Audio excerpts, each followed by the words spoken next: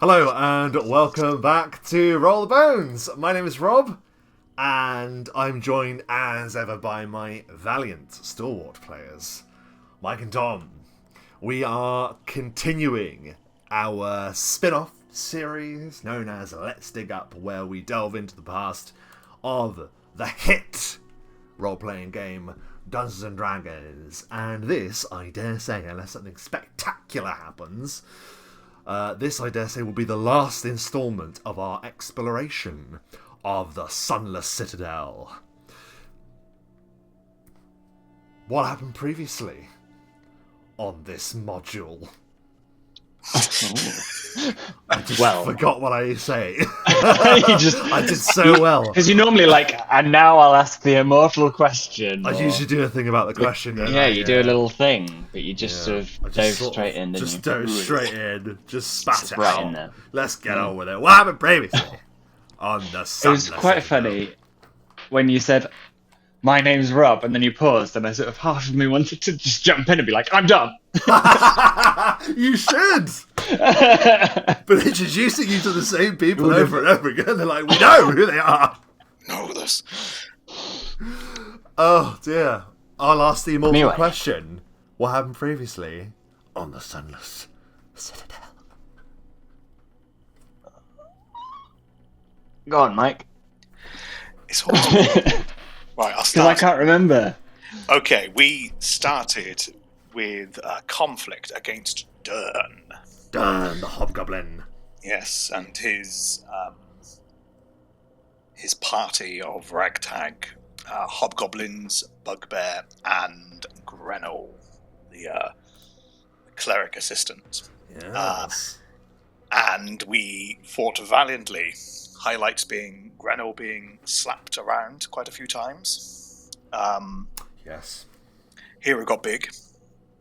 Here we did get big. Yeah. Big hero energy. Big hero energy. Let's see. Calcryx froze some of them. None of them fell into the hole, which was a shame. Oh yeah, that would have been fun.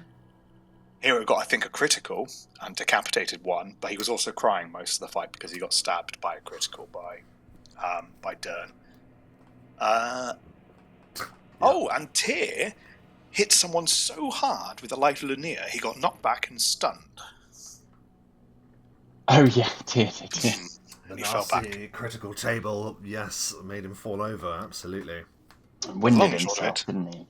We won. Such was his power. Yeah, she did win. And it was a bold victory. You defeated the goblins that had threatened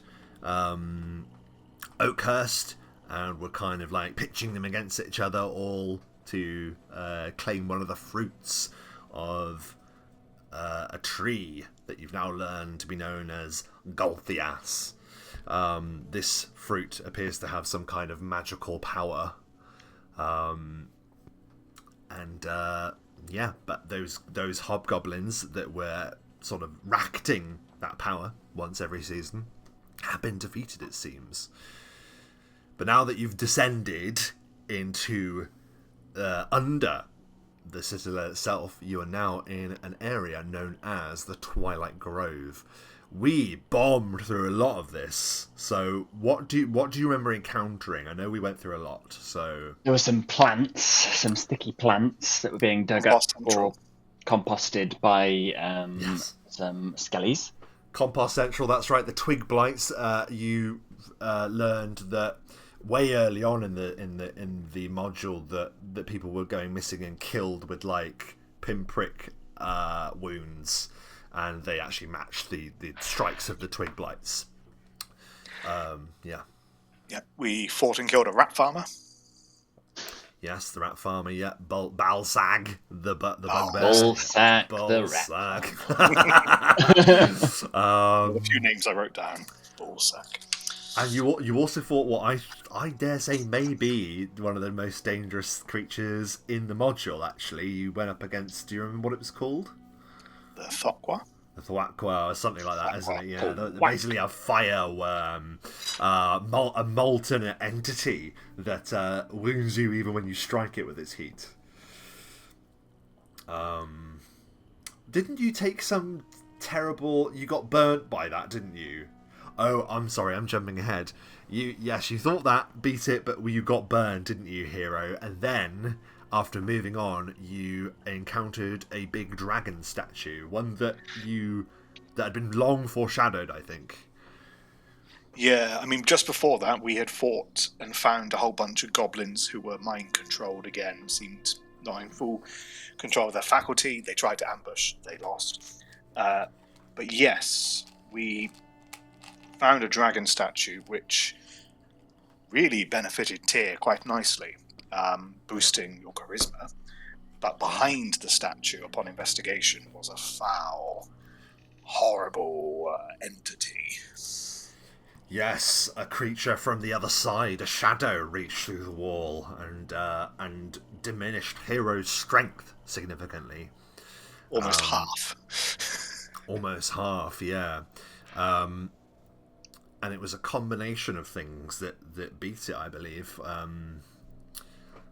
Magic mainly, I believe, wasn't it, that took it? The Light of Lunia, I think, was the... I definitely cast that a few times. Yeah. To hit it, I think. Well, it's anti-undead, and also it's made of light, so yes, it was almost the perfect spell for the shadow in that regard. And it was beaten back, but not before, as we mentioned, Hero was diminished by its touch.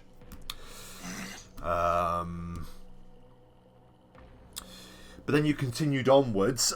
You found some winding paths. You went down some stairs and up some stairs and round some corners and things. You found some locked doors, and eventually you came into a great opening, and you saw before you the dungeon open up to this massive cavern. Surrounded and filled with spindly briars, and I'll quote the text here, coated with tiny barbs that press close. The violet light above casts nauseating shadows on the earthen floor, creating the illusion of movement among the branches, though no wind blows here.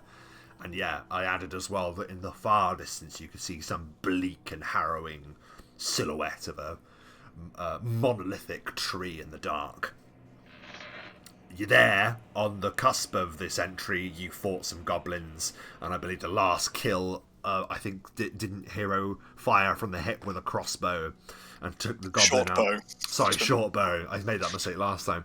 Yeah, and he collapsed to the ground, and that is where we left it. Now, that is where we're going to rejoin our heroes in, what looks to be going to be the finale of the Sunless Citadel. But before we do that, our...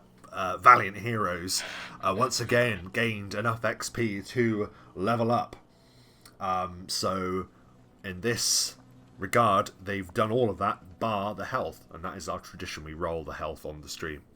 So I think we should go with Tyr first, if you want to roll your HP and find out what you add to your total this day. So we do 1 and 2 is 1 and 2 is 3. 3 and 4 is 4. That's right, house roll. Roll it up. 3 or 4 is 4. Lovely stuff. Very good.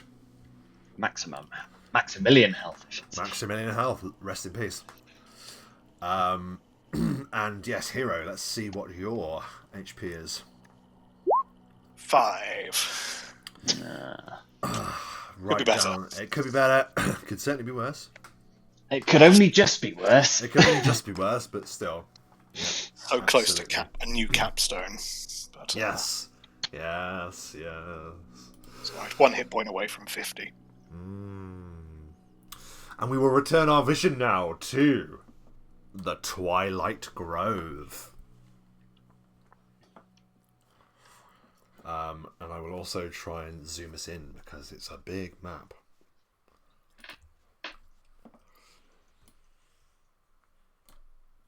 There we are. Hopefully you've been snapped to it.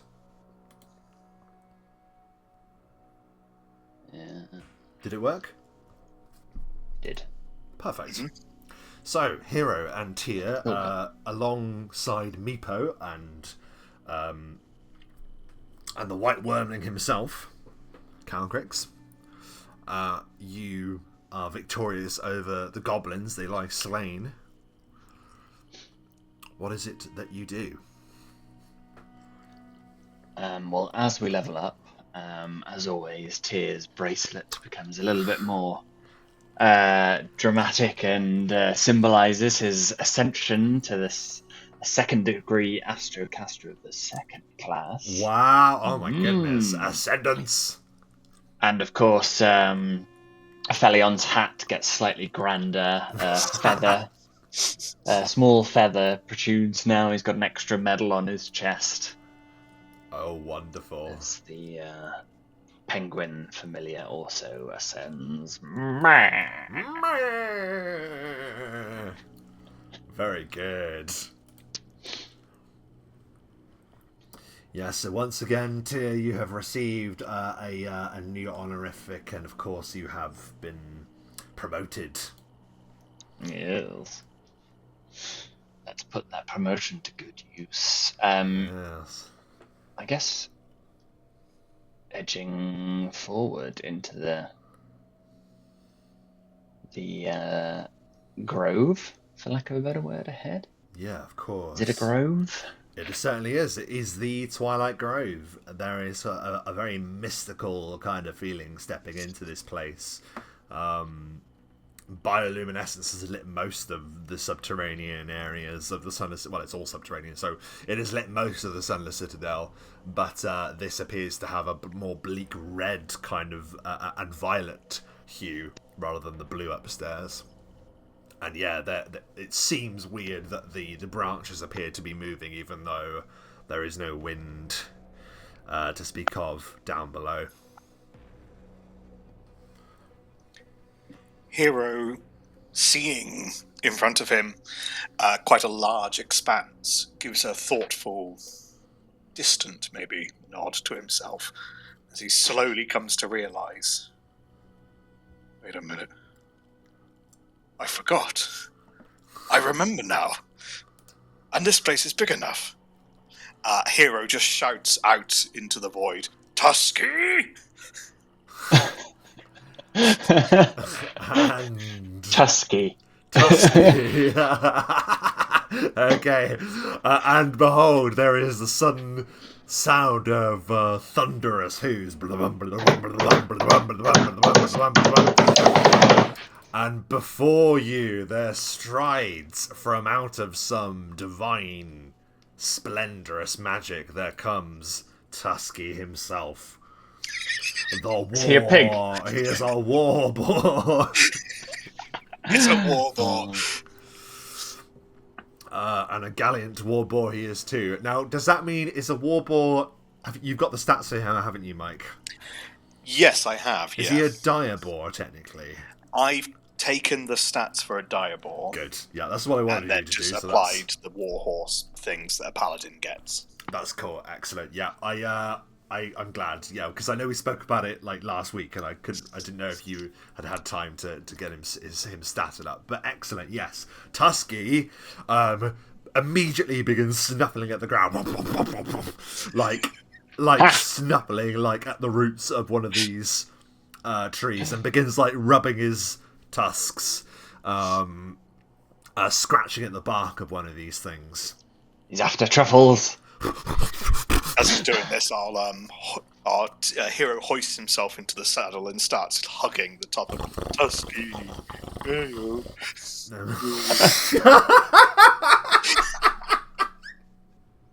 Is Tusky fully saddled?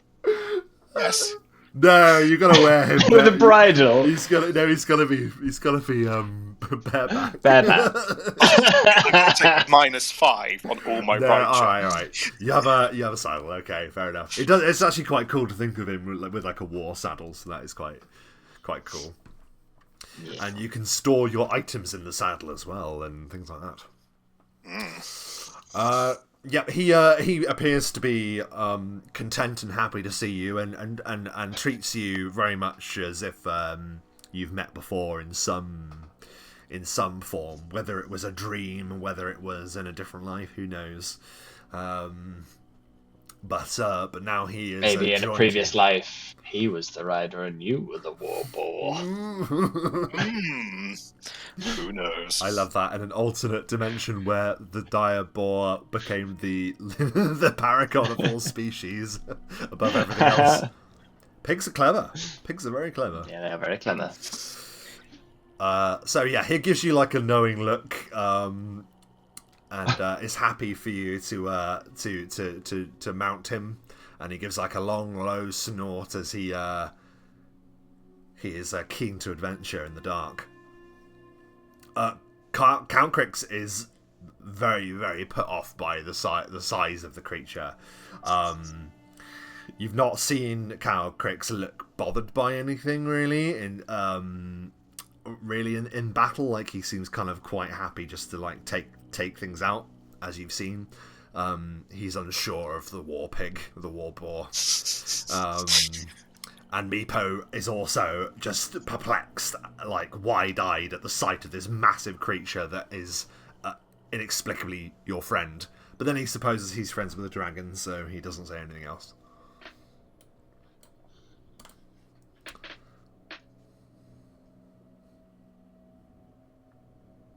Well, it's a pleasure to meet your... did you say Tusky hero? Tusky. It's a pleasure to meet you, Tusky. Tyr will hold out his hand as if to shake hands with the boar, and then thinks better and sort of goes to pat it on the side with permission, of course. Gives a little scratch. You may be surprised to know Tusky is much smarter than Hero. Than Hero? I'm not surprised. Tusky's intelligence is better than Hero's. What's Tusky's intelligence? Tusky's intelligence is 6. Oh god. And mine is 5. But as a paladin gets stronger, that intelligence bonus just gets better. So Tusky's going to keep getting smarter whilst Hero stays. So it's not going to be long before he eclipses Tyr's intelligence. That's so funny. like I can imagine Hero interrupting Tusky whilst Tusky's trying to like catch up in his reading. And Hero's still like entertained with the dull exercises of hitting 2 rocks together. And the boar's like a savant and an intellectual. Anyway, I've just realised that with the level up, speaking of intelligence, Aphelion is now as intelligent as Tyr. Oh wow! Oh. Yeah. Wow. So, well, while we're on intelligence, he can also speak with me now. Oh my god! I should have leveled up my familiar. Yeah, he can now speak with Master. I kind of feel wrong voicing him because you do his voice, really. I don't mind him continuing to meh. He'll just meh. He'll convey whatever he needs by saying wow, I think. Yeah. Cool. But you'll understand him. It's like Chewie. Like the main cast understands what Chewie's saying, don't they? But we never do. So it's like that, I guess. Yeah, so before you, this vast expanse kind of opens up. Do you proceed? I proceed, you proceed. Hero gives Tusky a kind of a nudge with his knees, and off they go. Off they go. Trot, trot, trot. Yeah, it's a weird kind of ground that you're moving through. It kind of feels like peat and soil almost that you're kind of treading through. Can you each give me a spot check for me, please? Let me see if I can have the DC. DC 14, please. Well, how's the 21? Whoa. Okay. I can do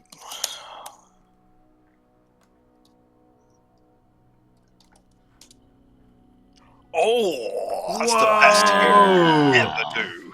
That's He's incredible. got elevated height because he's sat on his mount. It's almost like you've been waiting for them. Suddenly, about you, there is a movement from the briars, and springing forth, you are confronted with the terrible creatures that you had met before. Twig blights have burst out from a number of areas. One is comes straight out in front of Tusky, which perhaps it regrets. Another one appears here, leaping out from its hidden position. And another one there. You were able to spot the ambush before it was sprung, the pair of you. So there is no surprise round. We go immediately to roll initiative.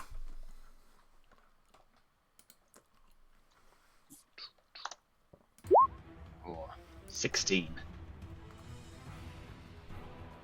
Oh, 15.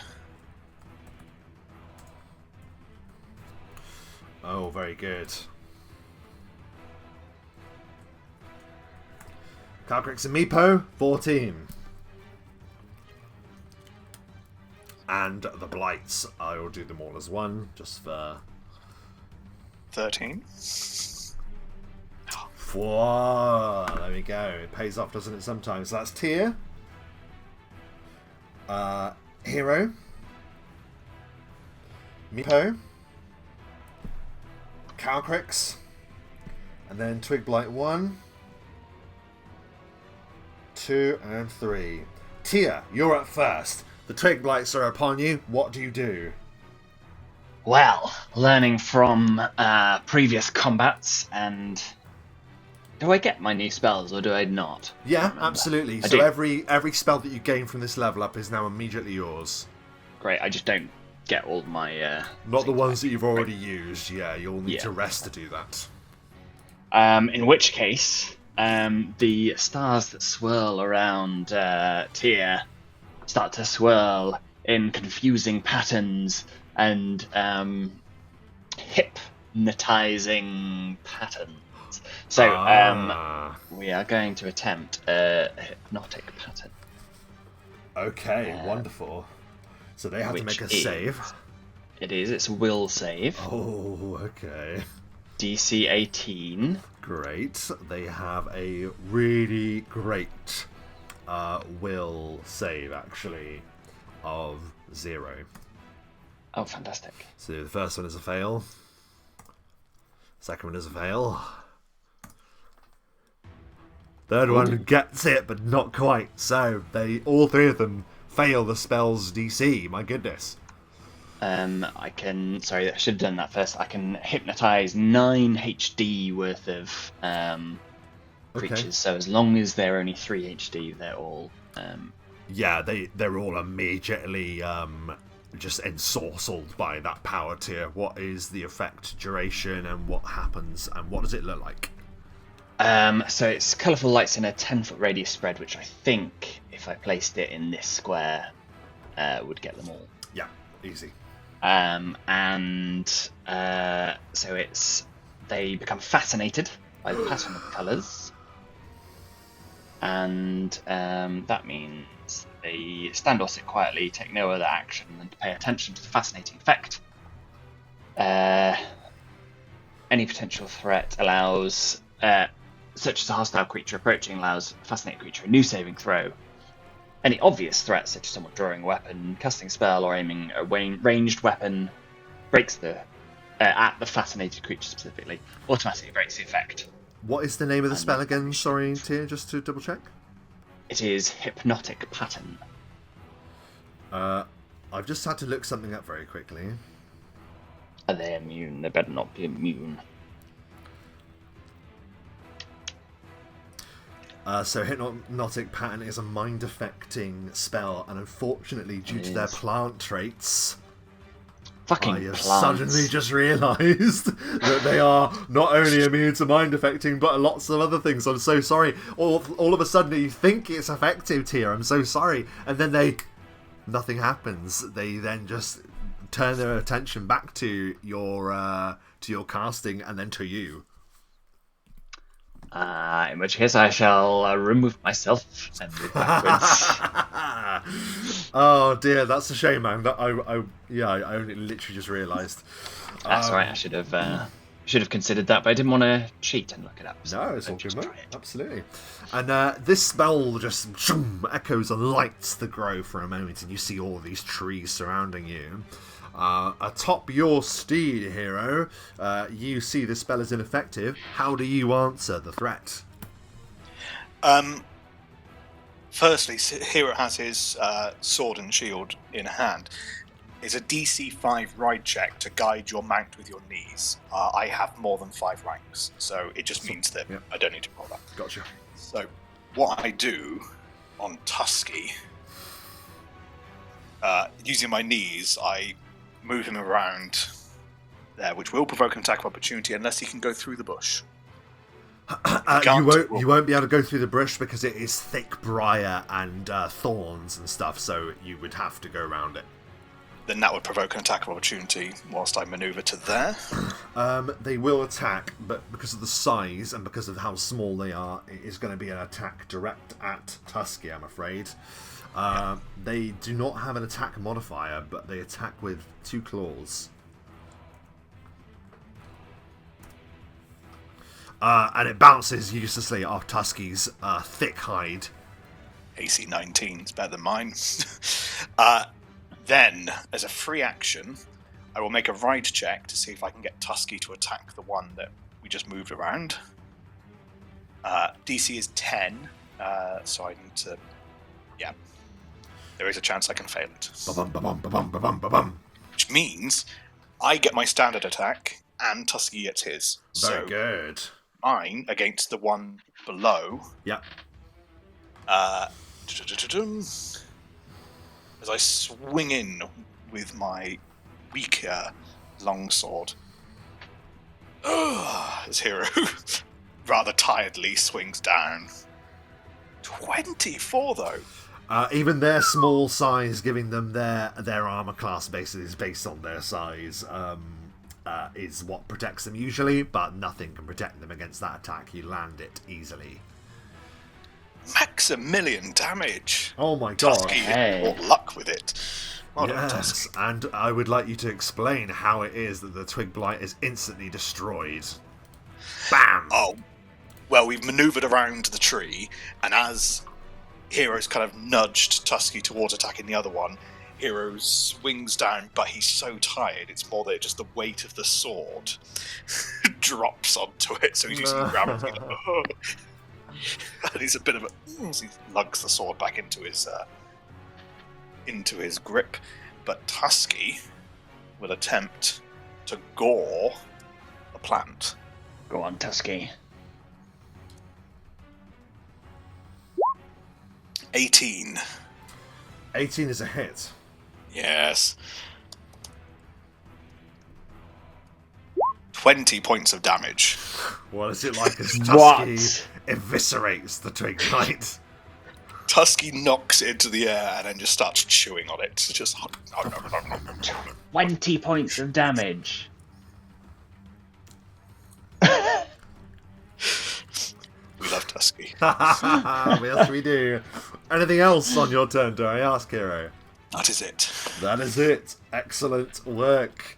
Tusky making a big impact as he arrives. It is Meepo's turn. Meepo is going to go 5, 10, 15 to here, and then he will loose a shot at the remaining Twig Blight. Meepo has an attack bonus of +5 with his new Masterwork short bow, you remember.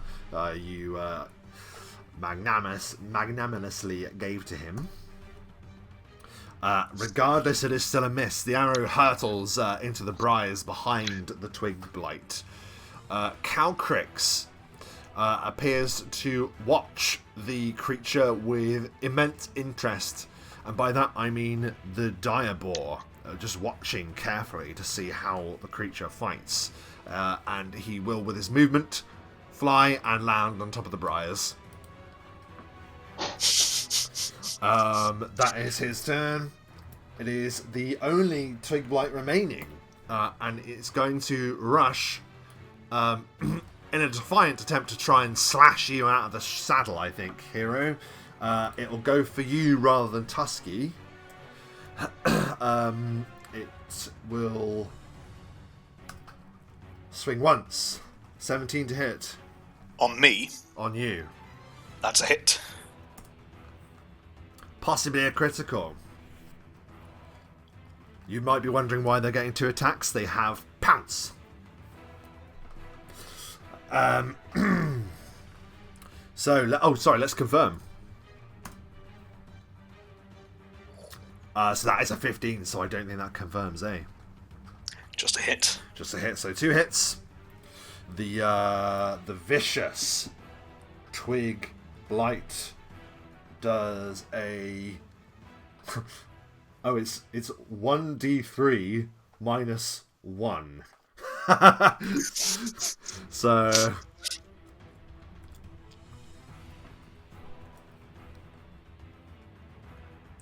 So 1 point of slashing damage. Oh, sorry, and then the other one.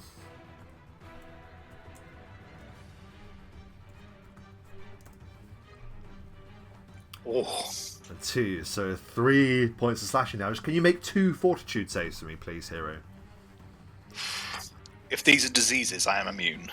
DC 11, it is a poison. I'm not immune to poison. DC 11, well... First one, 20. Second one, 14. Very good. You feel this terrible, gnawing kind of sting try and infect you with this poison, Hero. But you were able to overcome it. Very good. That was the Twig Blight's turn. We are back to the top of the round. Tia, what do you do? I'm simply going to fire an arrow. Because I don't use a spell on this. Okay. So I'll use my crossbow. Okay, AC 15. It's a miss. Shoom! Flies over. Anything else? I don't think so. Hero. Hero looks at the scratch on his leg and is reminded of a time that he brushed across like a stinging nettle. Yeah. He starts to well up slightly. He holds it back. He's like, nope. Do it for Tusky. I'm not gonna cry. If it was. Just moves Tusky to there as a 5-foot kind of hop, I guess. Just boom. And is going to attempt to see if Tusky can chew again. He does, which means Tusky goes in for an attack. 25. Yes. Tusky's deadly. Tusky is when he does 17 damage. What is it like as Tusky finishes the fight? Tusky's moved around. His hero kind of rather roughly sort of knocks him around. And he just kind of swings his head around and just catches it just on his tusk by accident. Like, oh. But then gets distracted by the smell of like a root or something and just continues to... Amazing. Incredible work. You and you ride the last of them down, and with that the Twig Blights are defeated. The branches of these briars still continue to move eerily, but it doesn't seem like there are any other blights waiting for you. You think once again about their abilities. You can give me like an intelligence check, because I don't believe either of you have this skill, so straight intelligence check, please. A critical failure. Let's see if I can do worse than that. 0. Oh, slightly better. Can I roll an intelligence check for my penguin? Yes. For my penguin. Penguin. 12. The penguin kind of like he does that noise and infers to you that you obviously encountered these before, and before you knew that there was a poison on these creatures, and they use a poison to do battle.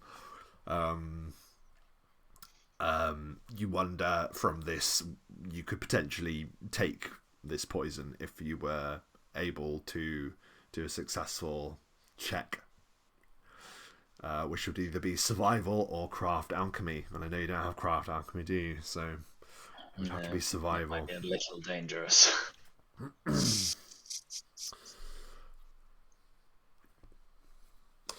Well, that's the food for thought. You don't have to go ahead with that, but that's an option to you if you change your mind. Well done, Tusky. Yes, well done, Tusky.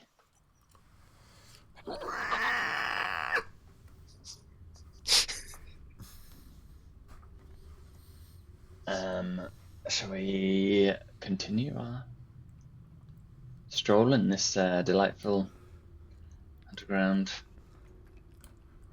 Okay.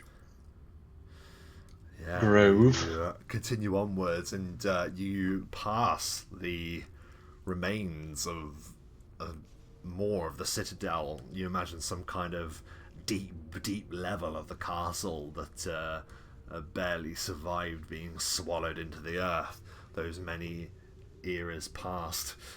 As you approach, you can give me a spot check.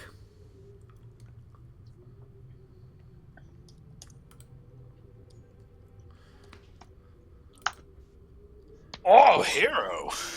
Well done, hero. You were already starting to see this on the map, but this is to actually give you some detail. Hero, you see before you a number of figures grouped together in surrounded by kind of stone ruins. In the heart of these stone ruins, you see a vast tree. You're approaching the base of the trunk of Gulthias. And there are a number of figures that appear to be standing at its base. I'm going to see whether or not they spot you.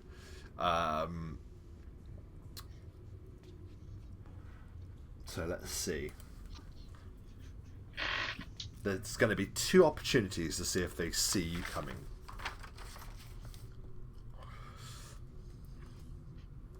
You're not making any attempt to hide yourselves, so it's going to be a DC 10. Because I suspect that would probably be worse for us. And the other... exactly the same. So, two... It's clear that there's some sort of, like, motion that you believe, Hero, with that great spot check, tells you that your presence is known. But no aggression comes for you just yet. This is really you can sense almost a turning point.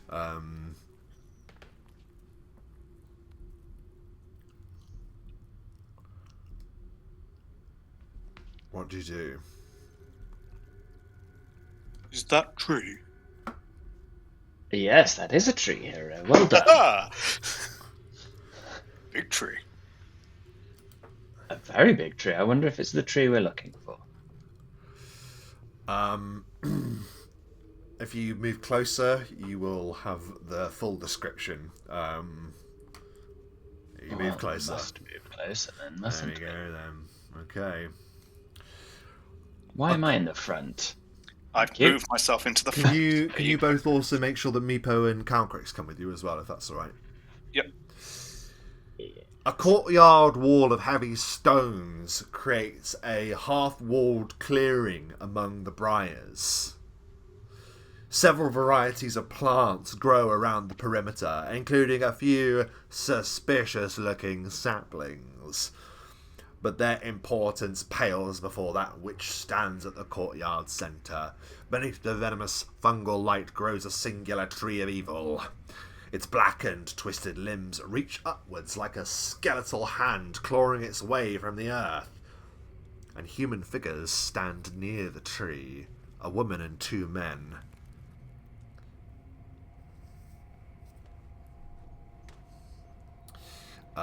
They also appear to be flanked by a number of the twig-like creatures that you've seen before. And a voice calls out to you, a male voice, that will say, "Who would dare come and stand before Gulthias?"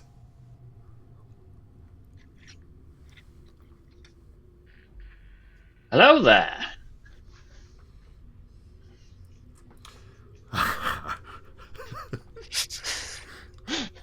There's like a pause and then he goes, "You must hold your actions a moment. You know not what you do. Stand before me, Belak. Stand before Gulthias." What do you think, hero? Will you hurt us? No harm shall come to you. It is important that you are told of the importance of this place.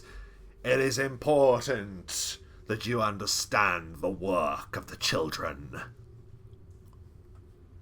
Sounds very important, hero. Okay.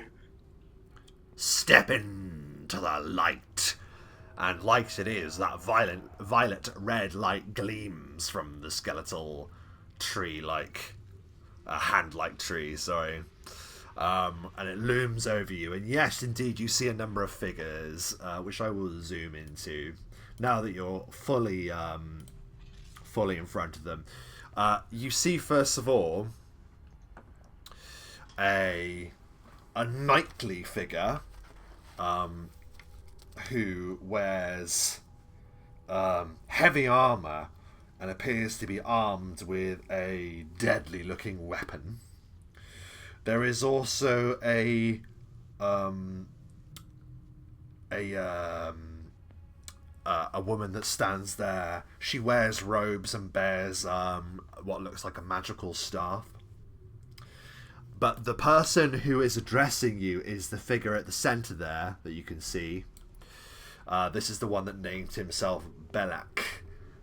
And you have heard this name before. You have heard the name of Belak, mentioned at first by the sage as this traveller. You learned of a druid that has done work in these regions before. Belak is the one that you heard was conspiring, it seems, with the hobgoblins, and had an uneasy relationship with Dern himself. And he will say, "I am Belak. I am called the Outcast. The Druidic Society expelled me. The fools. And why? Because I dared to expand nature's reach in ways their puny minds couldn't grasp? I do not care.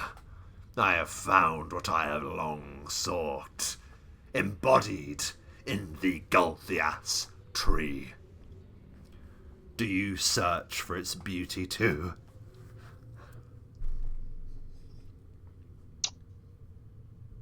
We certainly have heard great things about your magnificent tree.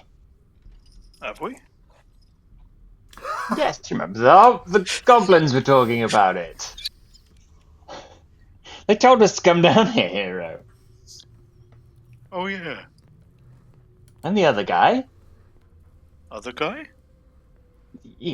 Doesn't matter. Yes. Yes, you have come to bask in its beauty. I have much to say on this.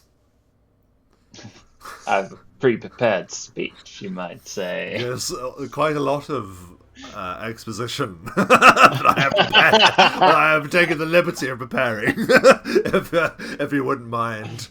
Yes, it's beautiful, is it Well, not? we're all ears. And he looks up at the tree. Beautiful, isn't it? It lives, though it looks dead. In an age long past, someone staked an ancient vampire to the earth on this very spot. The wooden stake was yet green, and it took root, and so grew Gulthias, reverberating with dark primal power to those who can tap into it.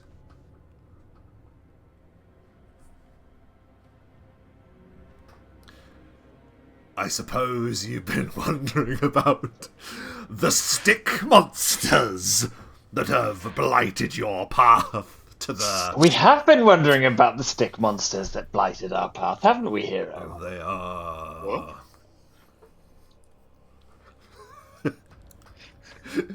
the twig blights, they are known as, and they grow from the very seeds of the tree's fruit.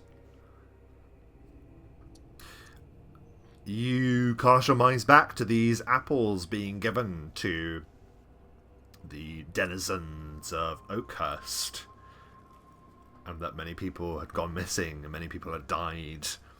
Every single seed that came from one of those fruits, you realise, had become a twig blight. I gave the fruit to the goblins, he continues, with orders to disperse their seeds on the surface. But deceitful beings as they are, the goblins barter the fruit. But in time, my plan came to fruition anyway. My plan for colonizing the surface with the children of Gulthias. Long may the good work continue.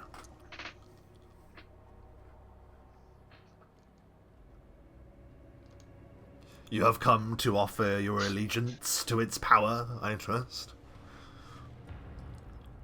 You see like a manic eye look at his eye. This guy, just to describe him, he looks like he's lived down here for years. Really, really long hair and beard, bedraggled looking, and manic. He clutches this,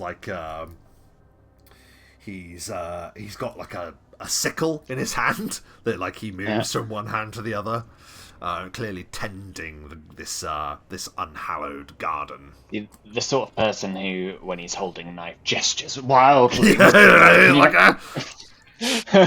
You have come to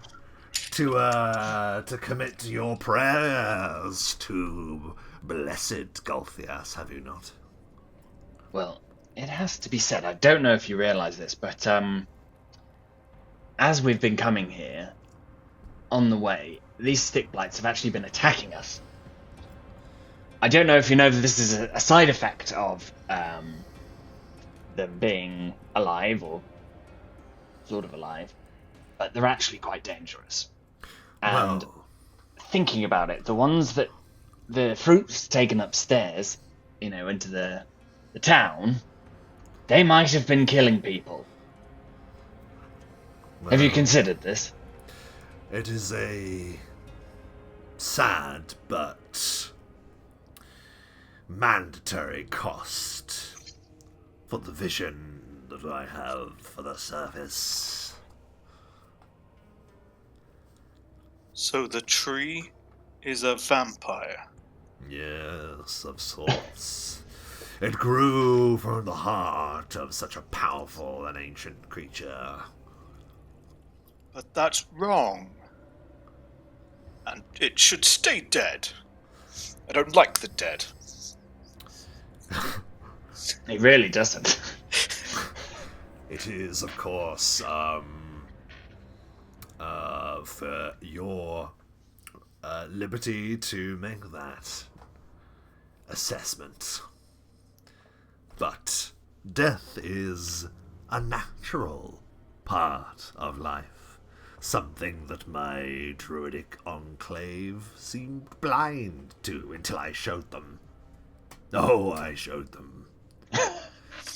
I showed them the Oh, power no. of Gulthias, for I have not been idle waiting here in the dark. No, I journey here and there, planting seeds where I need to.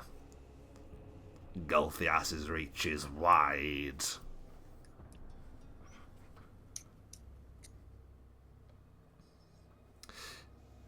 And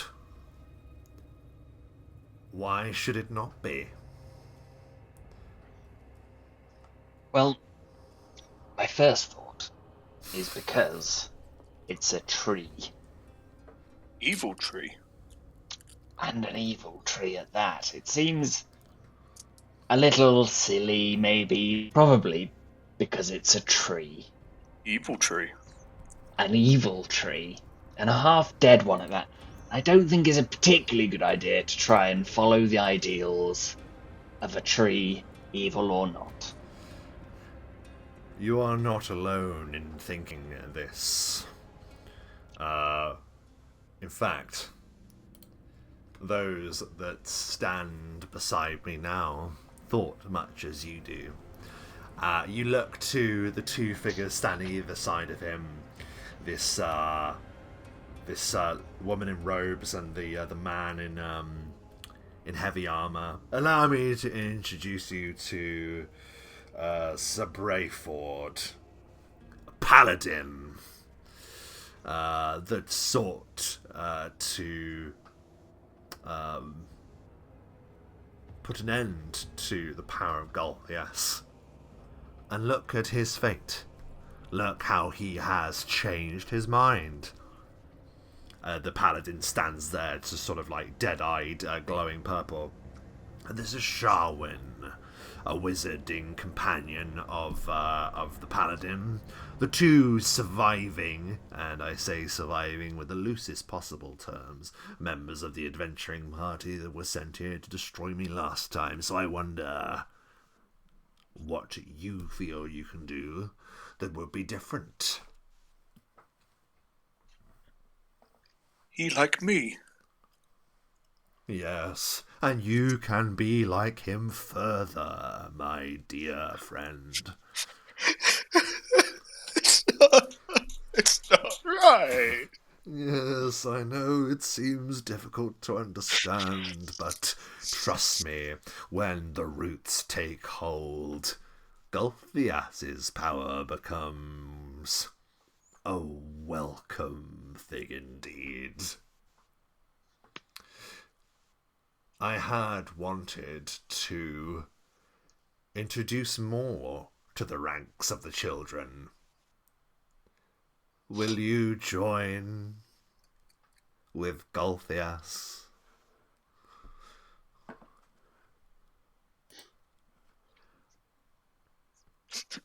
No! Consider this to be me reaching out a branch to you. You can make all the tree puns you like. We're not joining you because you're insane. Well, you Who's definitely this dude? You definitely have me stumped.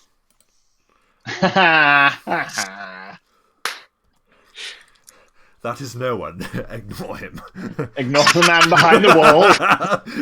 Ignore that man. I have no knowledge of him, nor do I care to have any knowledge of him. So, please ignore the man. He has gone. Pay him no further mind. And now, if you will not join the ranks of Gulthias, you may serve in other means. Perhaps your remains would be the most enriching compost. Surrender your weapons and submit peacefully, or it will go worse for you.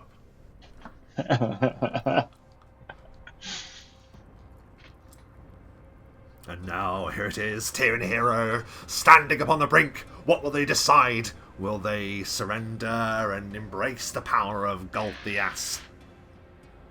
Never! No!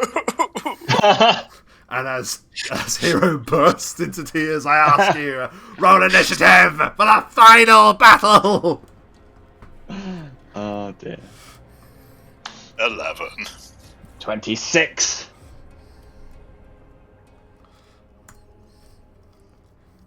Okay, that's Sir Brayford not doing so well.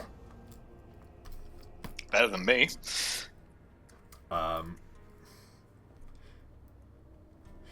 Sharwin. Christ. Still better than me. And of course, Belak the Outcast.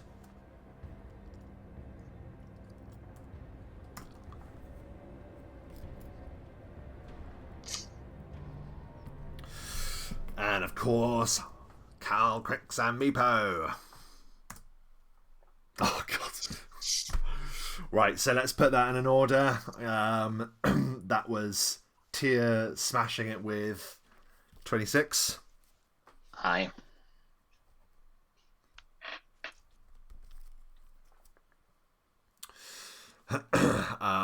Okay. And then it is...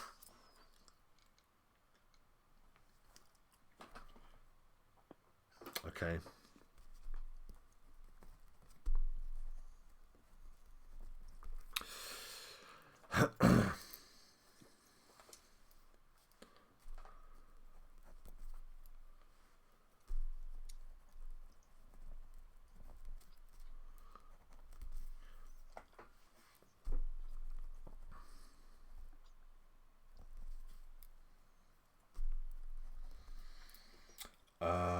And then... What did you get, Hero? 11.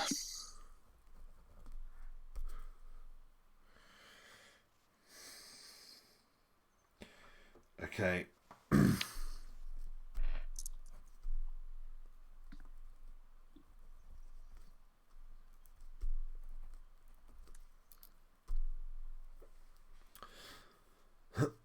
And then... Oh, God.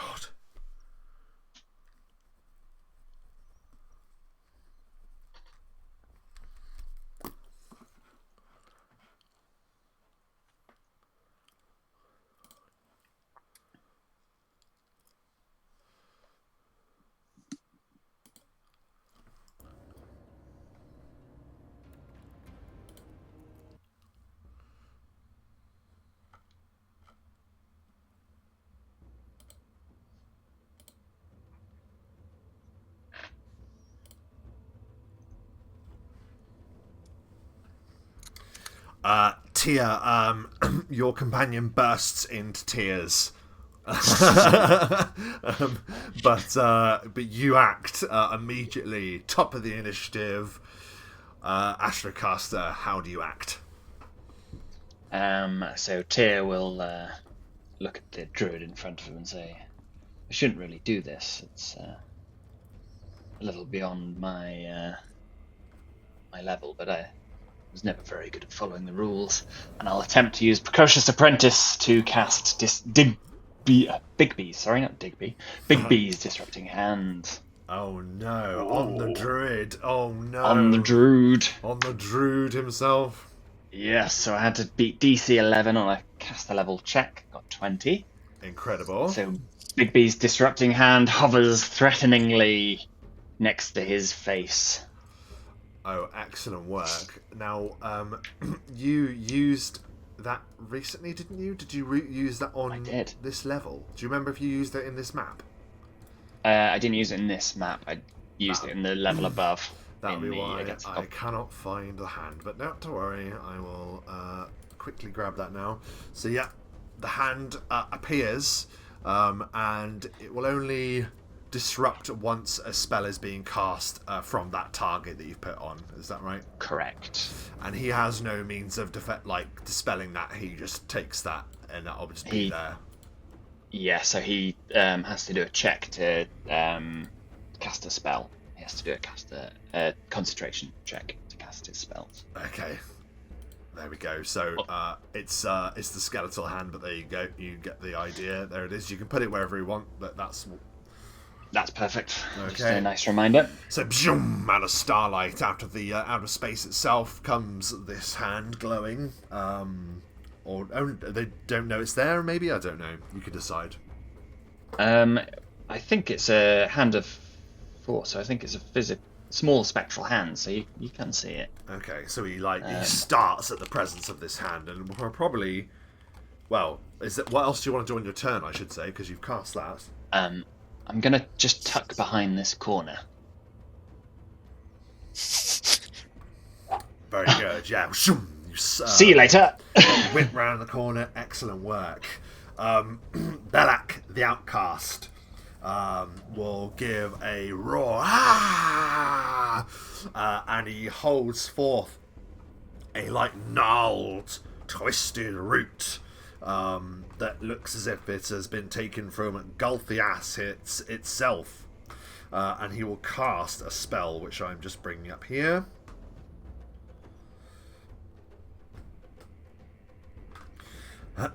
Oh my goodness me. So a 40-foot radius, which is basically most of this battlefield. I don't know if I'm doing this, if one of you guys wouldn't mind drawing me a 40-foot radius circle. Does he need to do a caster level check, though? Sorry, concentration check. Of course he does, yeah. But if you're ready to do that for me, then that would be great. Measured 40 foot. Can you see that, Michael? Then? Perfect. Radius. So he has to do a concentration check. Okay. I have what he has for concentration. What's the DC that he needs to make? The DC is 19. Okay, he gets +7 to his concentration. So let's see. Oof. He sets about doing this spell with this root, but it is disrupted. What does it look like, Tia, as he fails to cast the spell? Just like a handprint appears over his face. He's like,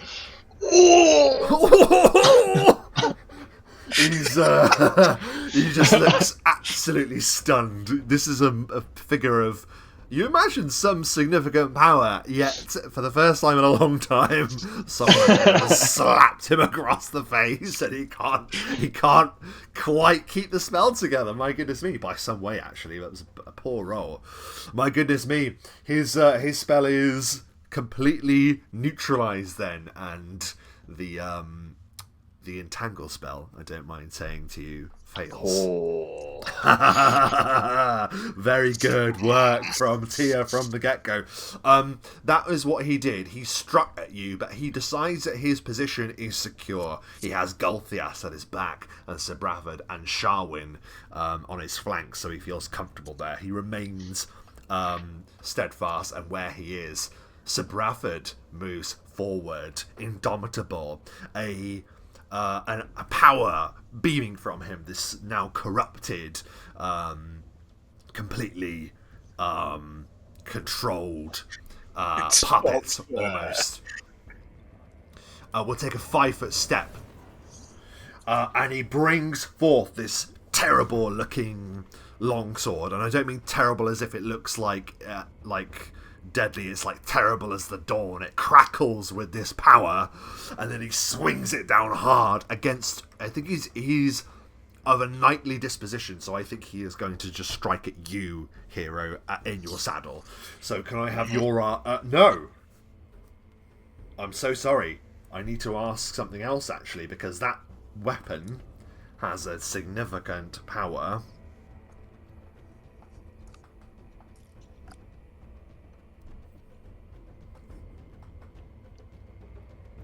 He is going to make a melee attack, but not at you. He does not provoke an attack of opportunity as he attempts to sunder the weapon that you bear, hero. No! He does not provoke an attack of opportunity whilst doing so. So step 2 of the thing is that we make opposed rolls. He has a +6 bonus on this roll against you.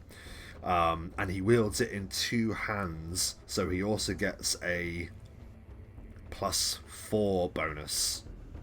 Oh no, I think that the wielder of a 2-handed weapon on a sunder attempt gets a +4 bonus in addition to what he gets for his thing. So, okay.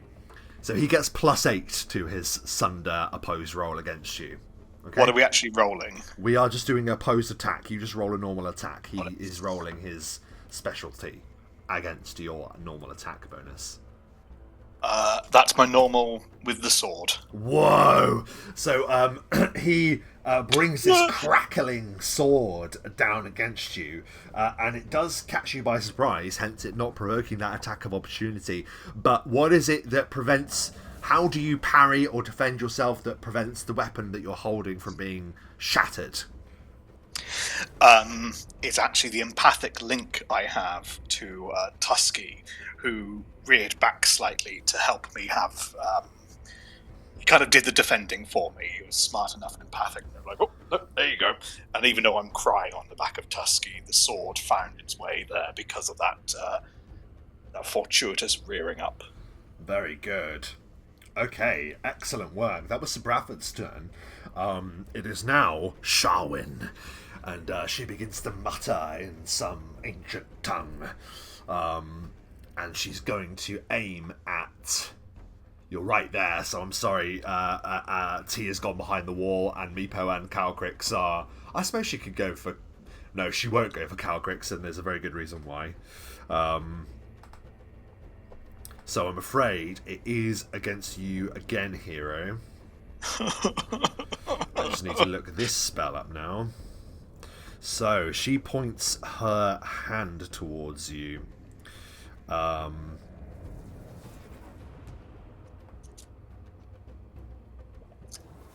Yep, she points her hand towards you and will make a ranged touch attack. Yep. So this is against your touch armor class, which is 10. Okay.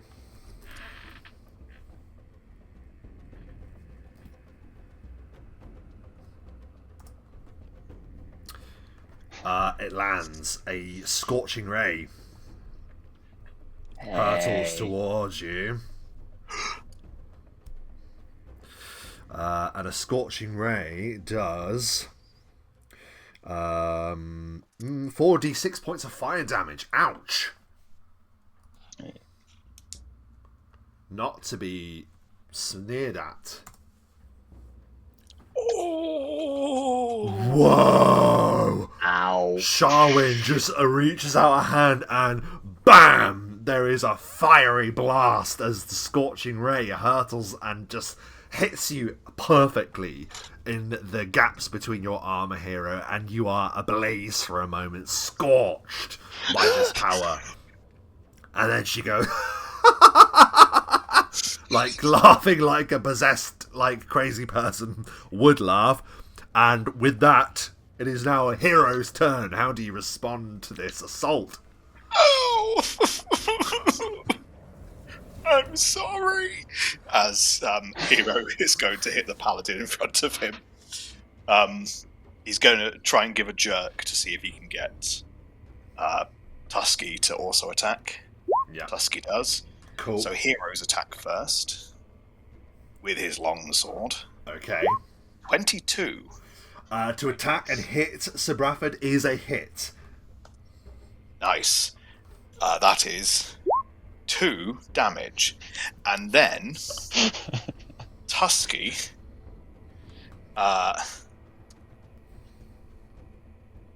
26 to hit. Both hit. Oh my goodness. Tusky does 16 points of damage. Oh my god! Just begins goring him.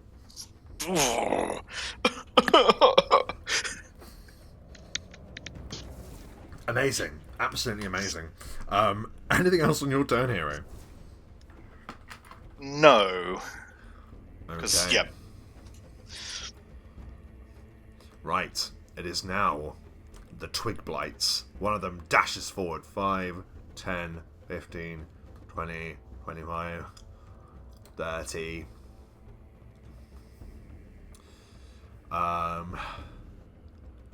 We'll use double movement to run around the corner and stand next to you. So we'll just threaten you, Tia. Yeah.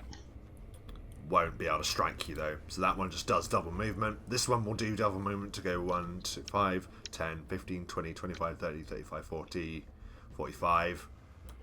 To threaten Tusky and Hero. By 10, 15, 20, 25, 30. This one, the final one, rushes up and just tries to strike at the Warboar. What is his armor class? 19. 19.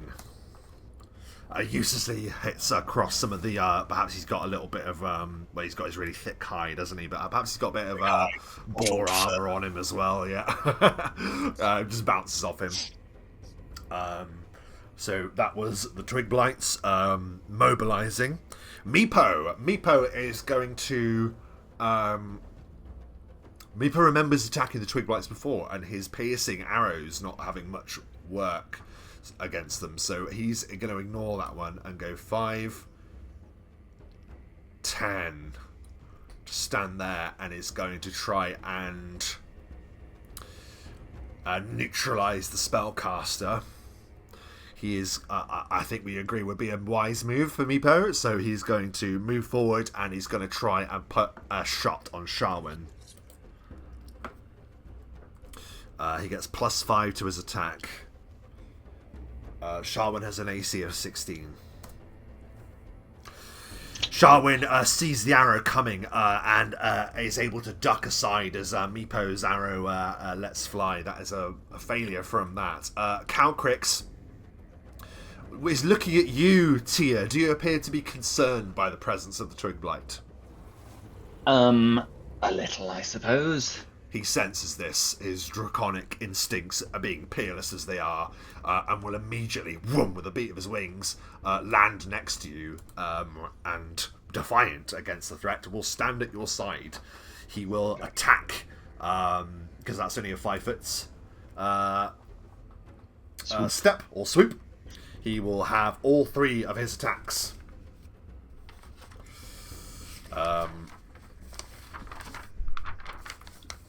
Where is he? There he is. +5s, isn't he? 5 ups. First one is a miss from Calcryx. The bite goes wide. First claw comes in. Claw misses as well. My goodness, he's just trying to savage this thing, but it's too quick. The last one.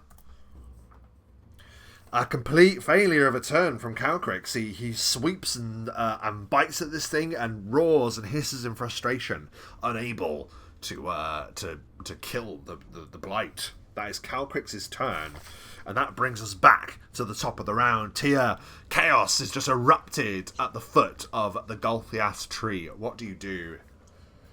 Seeing that Calcryx is dealing or attempting to deal with the Twig Blight, Tyr will step around the corner. That's not me, that's the penguin. And to the what was the woman called, sorry? Sharwin. Sharwin. How about a taste of your own magic? Says Tyr as he casts Scorching Ray. Yeah, it hurtles towards her. Her touch armor class is 14 to hit. Oh gosh. 14. Oh, she ducks aside as the scorching ray just passes past her and explodes on part of the ruins in the far side of this court. Anything else on your turn? No, because if I move further, the Twig Blight will get an attack. I understand. Belak is going to give a scream. And he's going to point at the ground near Hero and his boar as he begins to attempt to cast another spell. Again, +7 to his concentration. 19 is the DC. Just The other cheap. how many? Just so I'm aware, how many rounds is that? Give me a moment. I'll look it up. I believe it's per level or something. I'll just double check.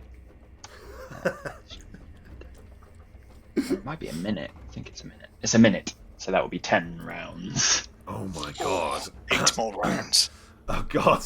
So he's he's getting absolutely battered by this thing. Wait, what is his max ranks? Is it really +7 for concentrate? Well, never mind. So that is his turn, because again he feels secure where he is, so he gets slapped about again, and he says, "You shall be ruined for this. You shall feed Gulthias's power." As he attempts to cast a spell of some fiery ilk next to the half-orc, but it wisps out of existence as his concentration is broken. That was his turn. Sir Bradford is going to continue his attempt to smash your weapon to pieces, hero. Uh-oh. So again, avoids the attack of opportunity and goes straight for a sunder attack. Opposed attack roll, please. 22. 27. Oh. He gets you on that one. So,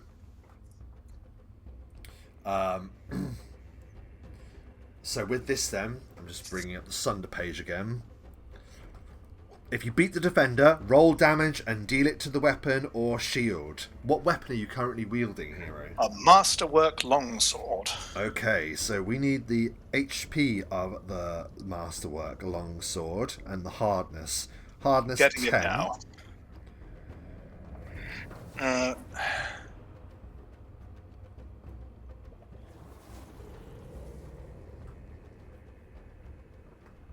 Masterwork doesn't do anything more beyond just adding, from what I can see. So, longsword.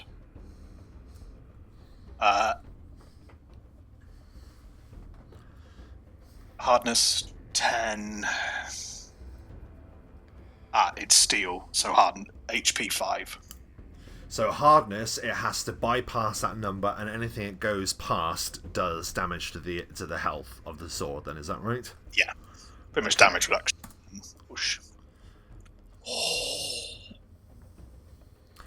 He gets +8 onto his D8 to do damage. You notice, hero, as he strikes at the sword, it crackles again. Boom! You can do a religion check if you like. Sure. Let's see. 2. Hero has never heard the tales of this legendary weapon that Sir Bradford uses. This legendary weapon, very much designed to do what he's trying to do and failing, but never mind. That is his turn as he tries to smash your weapon into pieces. Moving on, we go to Sharwin, and Sharwin gives a shriek. And will blast a deadly pair of magic missiles at you, Tia.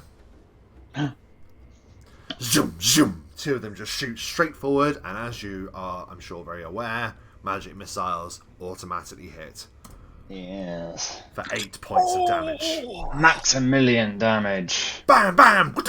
They just like hit you both in the chest. Oh!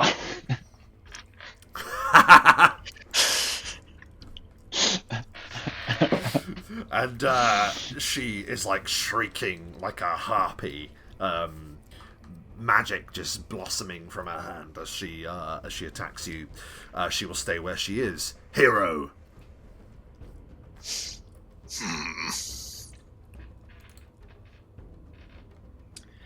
Hero, seeing what's happened, and suddenly just sees the world in black and white as he's like, no, I must be strong. And he drops into a righteous fury. Very good. You drop into a righteous fury, and everything around you appears to quail in your fear, in your anger, rather. What do you do? You'll give Tusky the old check to see if Tusky can attack. Yes. Hero will get a plus to this. Will attempt to strike back. The Paladin, that's possibly a critical, but is he... Oh, that's a good point. Oh, yeah, you can definitely roll a crit. Yeah, confirm. Oh, so he's not undead. Okay. No, he is. He doesn't appear to be. Mind No. controlled. Oh. Oh. Just a hit. Just a hit, but a hit regardless. Very good. Roll it up. It's still Righteous Fury after all. 7 points of damage. Boom. Bonk. This is amazing. Hang on. How does Hero knock Sir Bradford to 0? Perfect.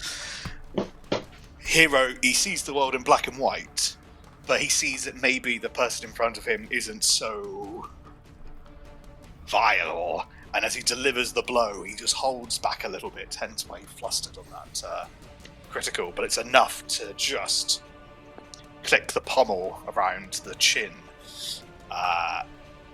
knocking him down and out.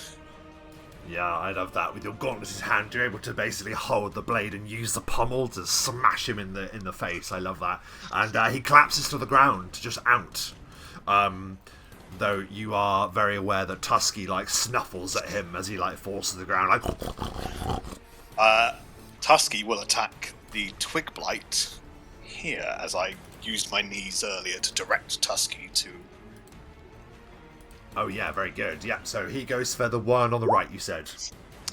Yes, 33. 33! Yes, you hit the Twig Blight with an AC of 15, I believe. 19 damage. 19 damage. How does he eviscerate the Twig Blight? He goes to sniff and see if he can, chew at the unconscious paladin, and then just goes, oh no, never mind, and just takes out the hunger on the twig next to him. Just, oh my word. Eats him into the dirt and then just keeps eating and Bam! snuffling. So yeah, it just bursts into pieces and then gets consumed. Amazing. Anything else on your turn? Nope, that is it. Quick question. What is the DC that you need to roll for Tusky so he can act on his turn? What's the actual DC you need to make? Because he's under the Warhorse category, it's 10. Okay. I'm almost half inclined to just let him attack on his turn because he's just a Diabor. I'm gonna say you don't need to roll for that, mate. Okay. It just adds more onto it, and I think you're pretty much going to make that roll most of the time anyway, going forward, aren't you? So, I for now at least, for this battle, I'm going to say he's got his blood is up. You don't need to check anymore. Fair enough. Yeah, you begin just battering Sir Bradford and the Twig Blights. Very good. We move now to the remaining Twig Blights. This one is going to go for Calcryx. It's just going to try and stab it stab him with his claws. So let's see where they are. The Twig Blights get a no attack bonus.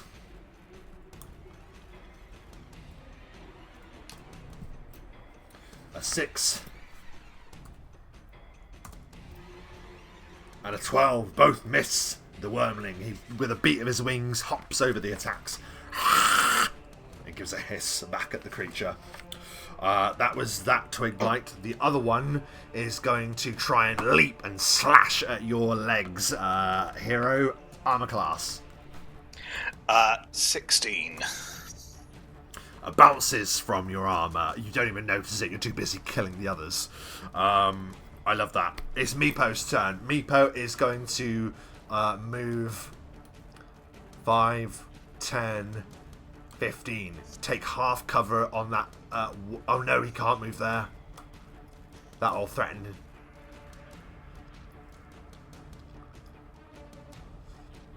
his every fibre of his being is screaming at him to protect Calcryx. But there's a moment where Meepo goes, "No, I must trust that he can fight for himself," and will actually aim another shot at Sharwin instead. The masterwork shortbow twangs, but will it land through? +5 to the attack. 23. That is a skirmish attack. 2d6 points of damage. That is an excellent roll from Meepo. Bam! The arrow slams into her shoulder and she gives a horrid cry from the strike. Suddenly you hear just a tyrannical roar from the Wyrmling. It sounds like it's coming from a creature like 3 times his size. Calcryx will go for a full round of attacks against the Twig Blight once again. Calcryx with a +5. Possibly a fumble. Calcryx! Trusted him to fight his own battles. That is a fumble. Can one of you roll me a D100, please? Got it. Okay.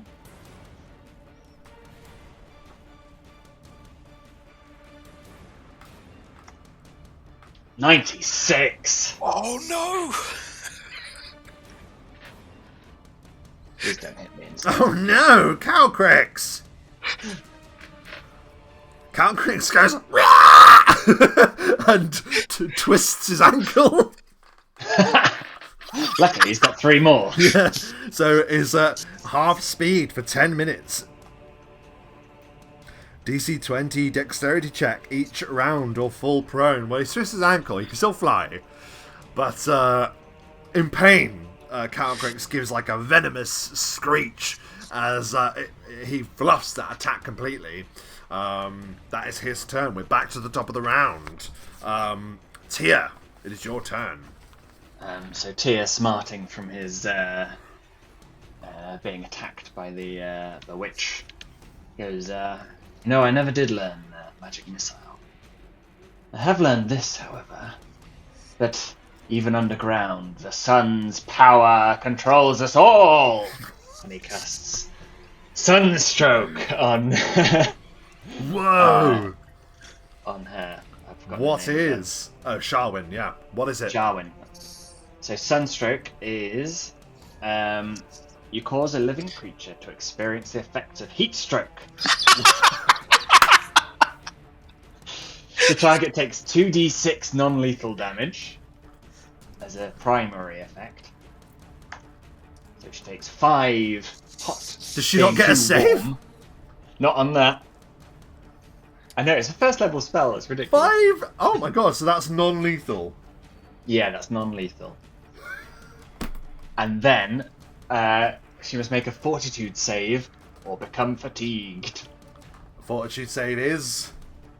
DC 17. She has +0 to her fortitude, being a I thought wizard. she might be shit at fortitude.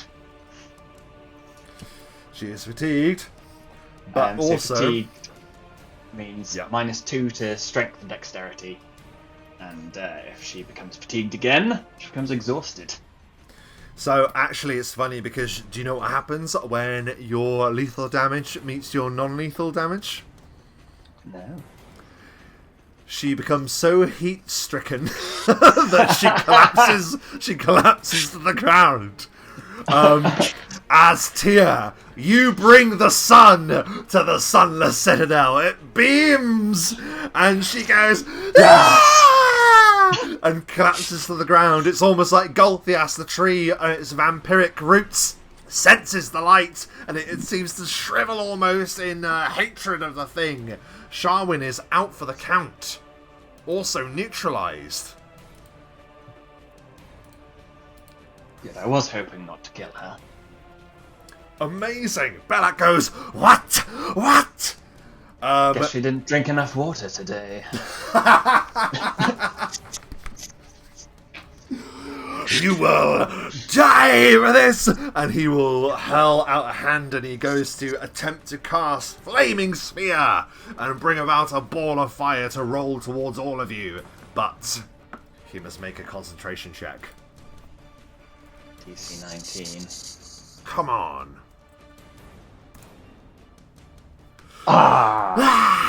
And there is a burst of flame as the flaming sphere is made manifest.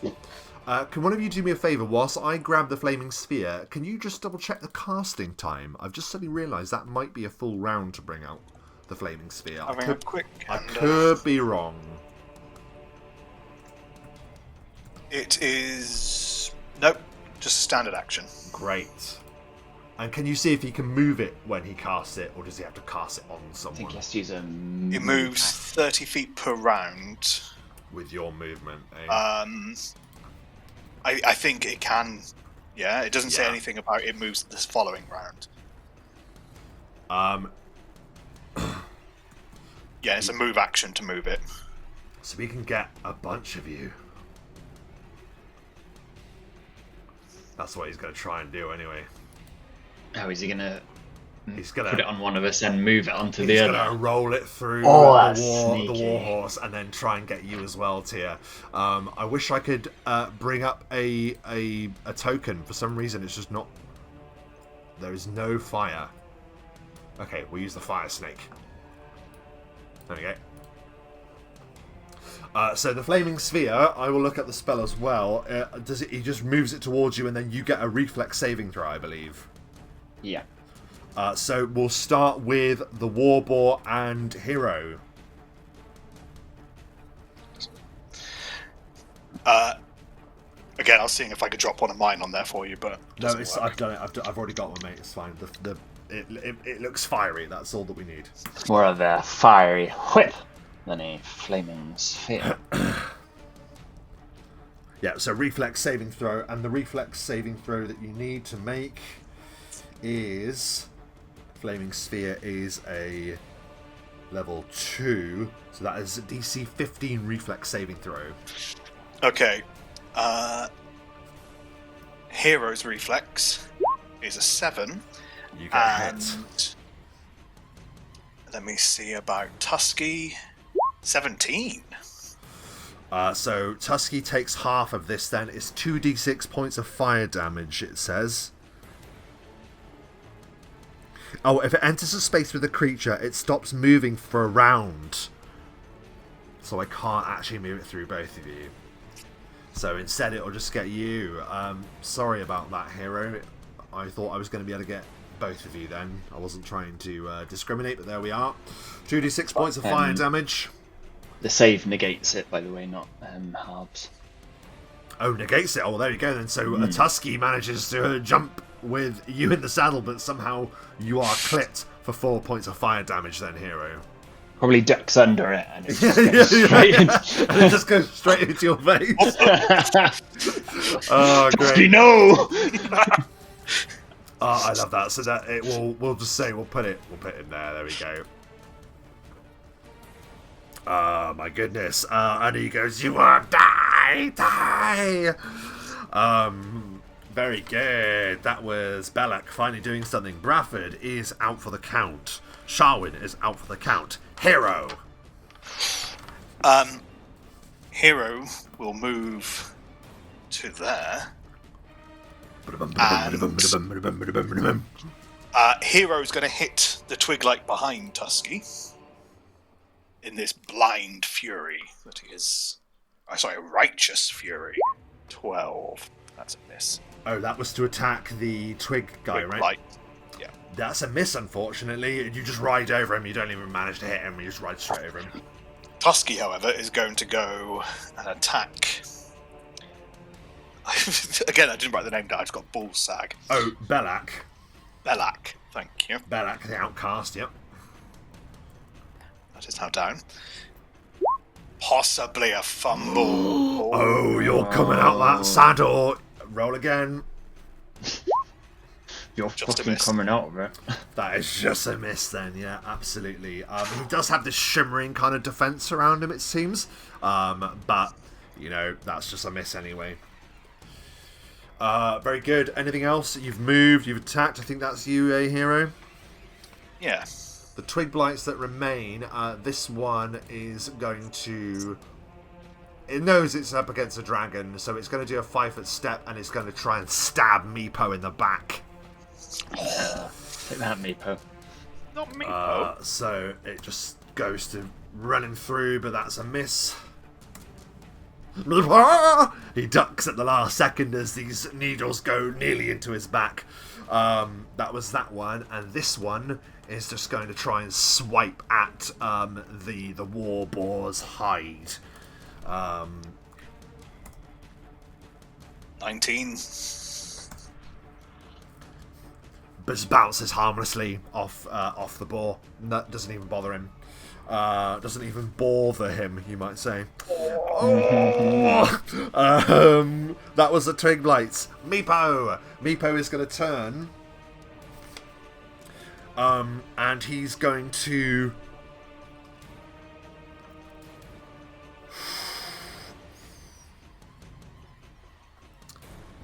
He'll provoke an attack of opportunity.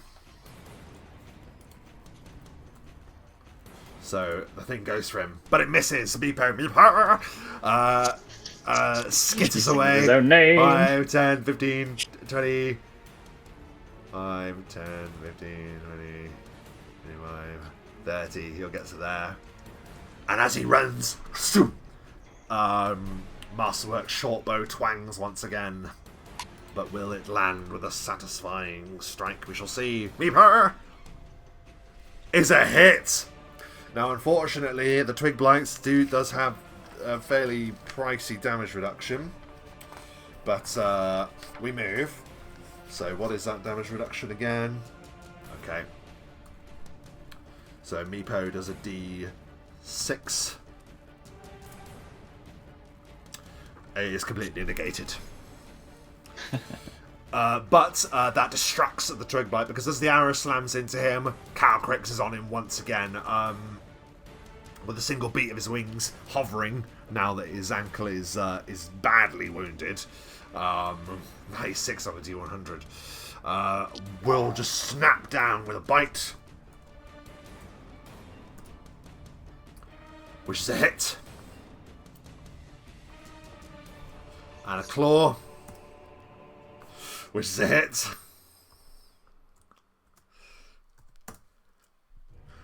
Oh, look at that! Fucking It hell. just literally loses it. Sees him go for. Sees that this thing has not died from his efforts previously. He just goes nuts. This little ice dragon just begins tearing into this thing. 4.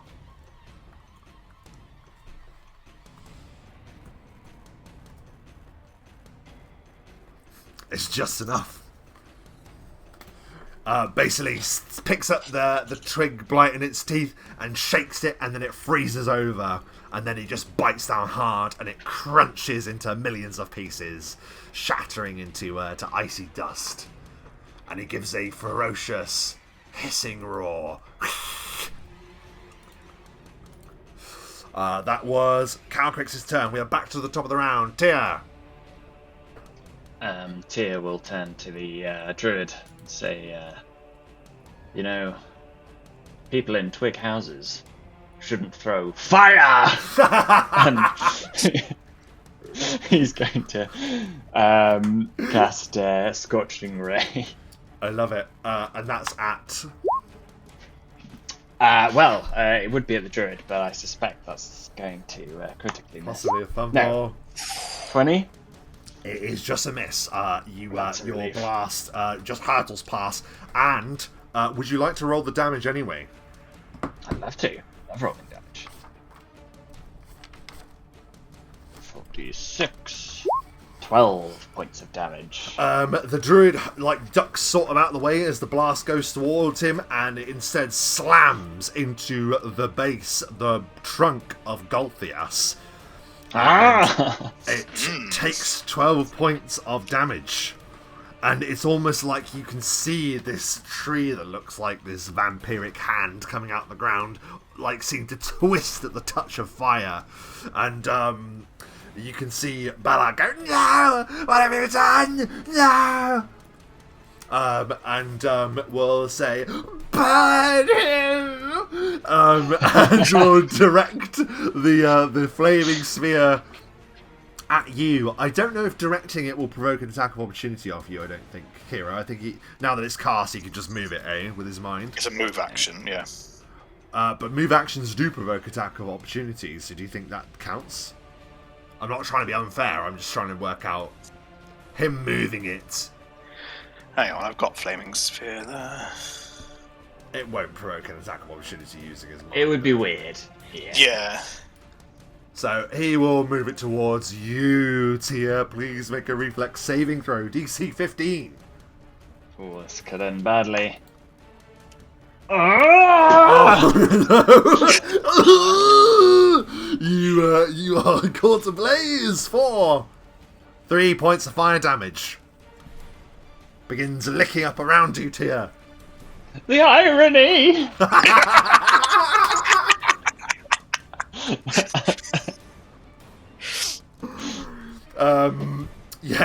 You see like this maddened gleam, when you look through flames and it sort of distorts the image in front of you. You see this druid wildly dancing in front of the burning tree.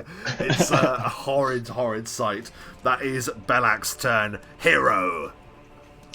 Hero is still in a righteous fury for one more round. Very good. Make your attack. He's going to attempt to finish off the blight behind him. Okay. 28 would be a critical, but... Plant matter, my friend. Plants Yes. matter. Let's have it. 7 damage. 7 points of damage against that twig blight. You do destroy it. Yeah, you absolutely smash it to pieces. Where is he? Is he still under you? Directly behind... Your token. Oh no, sorry. A symbol of mine was blocking that. There we go, yeah. You just smash him down. And Tusky attempts to gore Belak. 32. 21 points of damage! Like the tusk goes straight into his gut. Like, ah! Like, it's horrible. Like, it's really horrible. Like, you probably just gore him. Oh, God. He's alive, I mean, but my God, like, he just, like, blood explodes out of the chest of the druid. Ah! He shrieks, like, flames still, like, burning up the trunk of Gulthias. Brilliant. Anything else on your turn? Oh. That is all of the twig blights defeated, which means we move straight to Meepo. Meepo is... Does Meepo try and shoot him as well? There's no other targets. It's just him. Meepo will loose a shot. Shoom!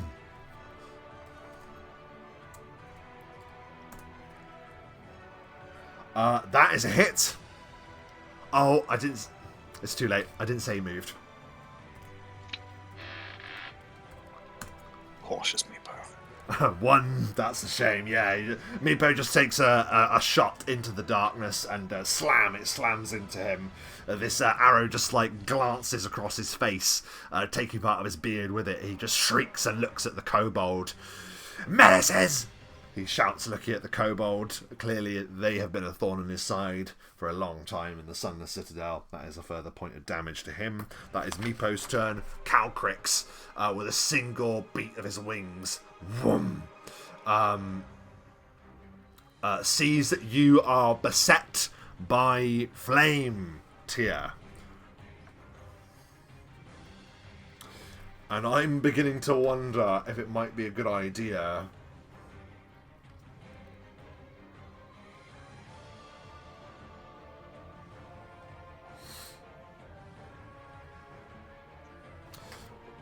he's going to do it.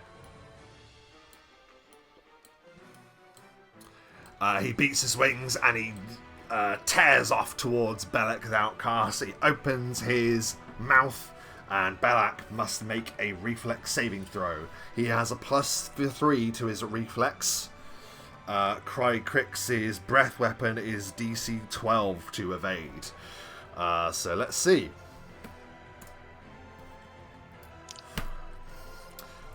Icy breath just covers Belak, freezing him in front of the fire. That is 2d6 points of icy damage.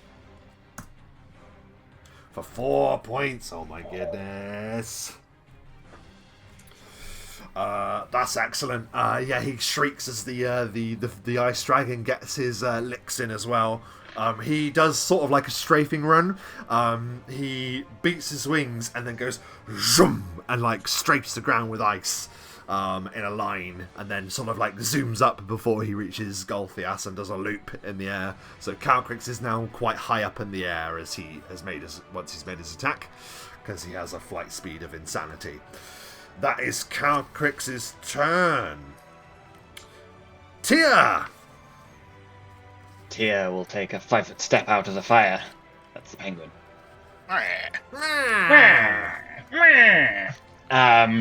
And he will say, Belak, you've been underground for too long. Behold, the full power of the sun! And he will cast once more Sunstroke on the druid. So 2d6 non-lethal. Automatic. 12 Maximilian damage!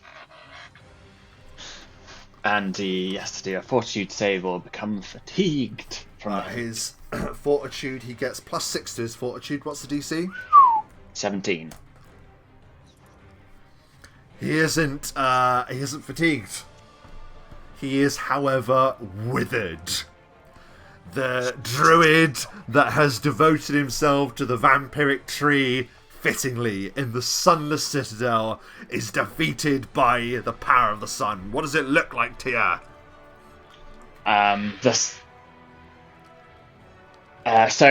Cracks just start coming through the top of the roof of the cave, and just a shaft of sunlight bursts down through the cracks and engulfs him in the light of day as he shrieks. And he collapses unconscious. As he hits the ground, he says, "Now, Calcryx," and then collapses unconscious. It is his turn. He is out for the count, but that does not prevent Calcryx, the animal companion frog.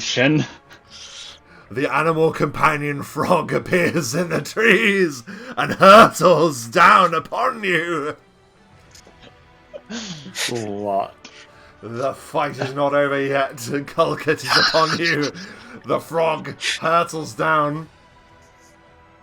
He was supposed to be over there. And is going to land, hopefully, and going to try and ribbit and attack you. Hero. Ready? Calcryx attacks. What is your armor class? 16. He flies out of the tree and slams into fuck you up. Bam! Oh my goodness. It's not to be sneered at either. Calcryx. Calcryx the frog.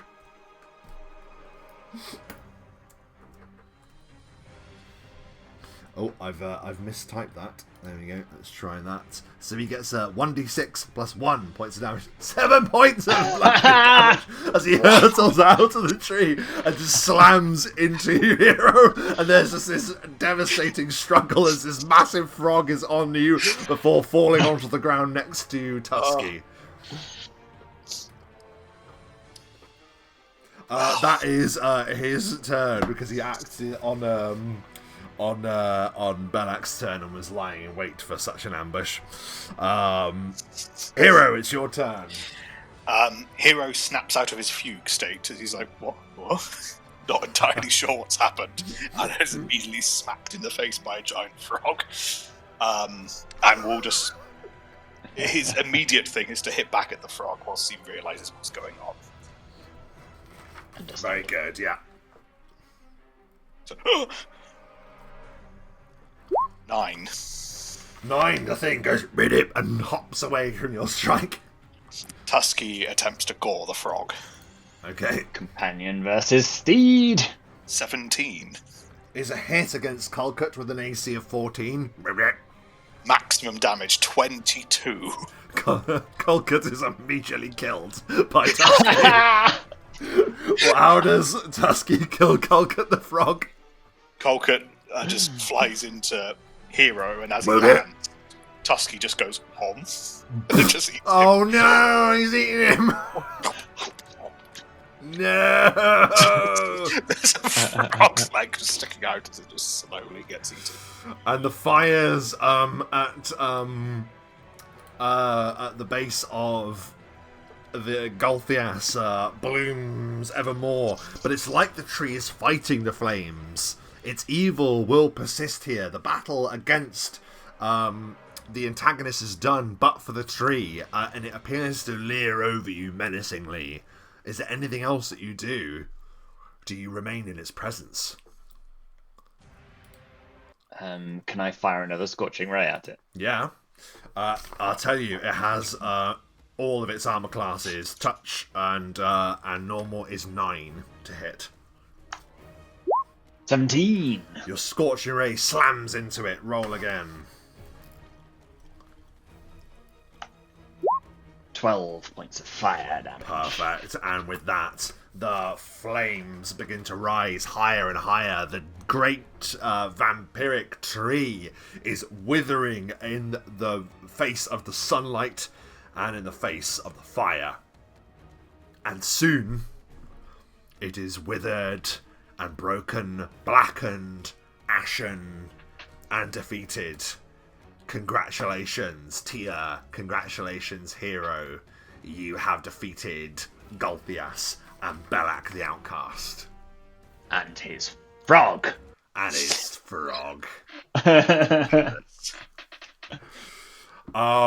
Amazing. The dust begins to settle and ash is just raining down around you. That glimmer of sunlight is piercing into the Twilight Grove for the first time in centuries. And it's almost like even this smallest mote of light is enough for you to see that the ground that it touches begins to shift and seem almost greener seconds after being touched by its light. And this tells you that perhaps this place one day will be cured of the terrible blight that has held its grip on it for many, many years. It is at this stage that we pretty much say congratulations, Tia and Hero. You have, for all intents and purposes, completed the Sunless Citadel. So I will give you the XP for it separate because we will obviously like to level these characters up in case you do use them again. But that's not what we're going to do right now, because as is the way of the modules of the past, they give you rather handy conclusions that we can follow that might lead us into adventures in the future. Can I pause you as I desperately need just to run to the bathroom quickly? Well, we will do that when we come back after these short messages. Like the video, subscribe, hit the bell. We'll be right back. Hit the bell. Right. And we have returned, and we returned exactly where we were, to the field of battle. And as I mentioned right before the break, we have been given some conclusions at the end of the module that we will look into. We will see what the players achieved, what they might have missed, and where the adventure could potentially go. where I think we'll look into how this module leaves us as players and a DM, like as written, and see where our standing is with it. So, congratulations once again. Yeah, you came into the heart of the Twilight Grove and destroyed the Gulthias tree. Now, when you would have searched Belak, there is an opportunity for you to have recovered some of these fruits.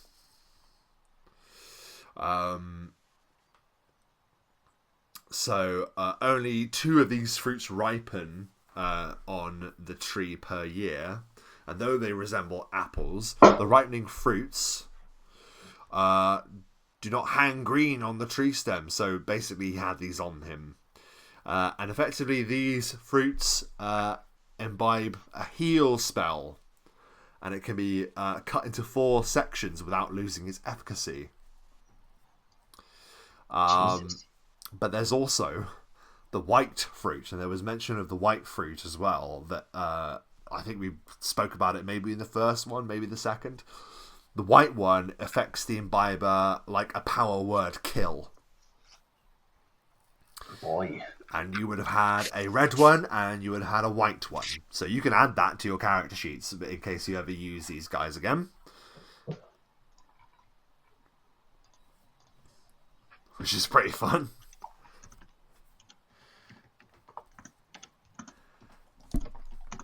It's a heal spell per quarter, effectively, and yeah, so 4 heal spells and 4 power word kills if they're imbibed.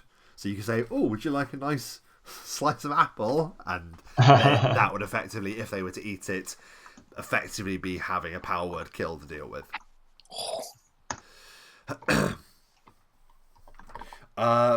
In thanks to your service and wanting to retire from their harrowing fate, for they have been here for a very, very long time, Sharwin and Sir Bradford, alive to offer you reward, would give you a staff of dispel magic that she never got to use. So that is a staff that allows you to cast dispel magic, 10 charges.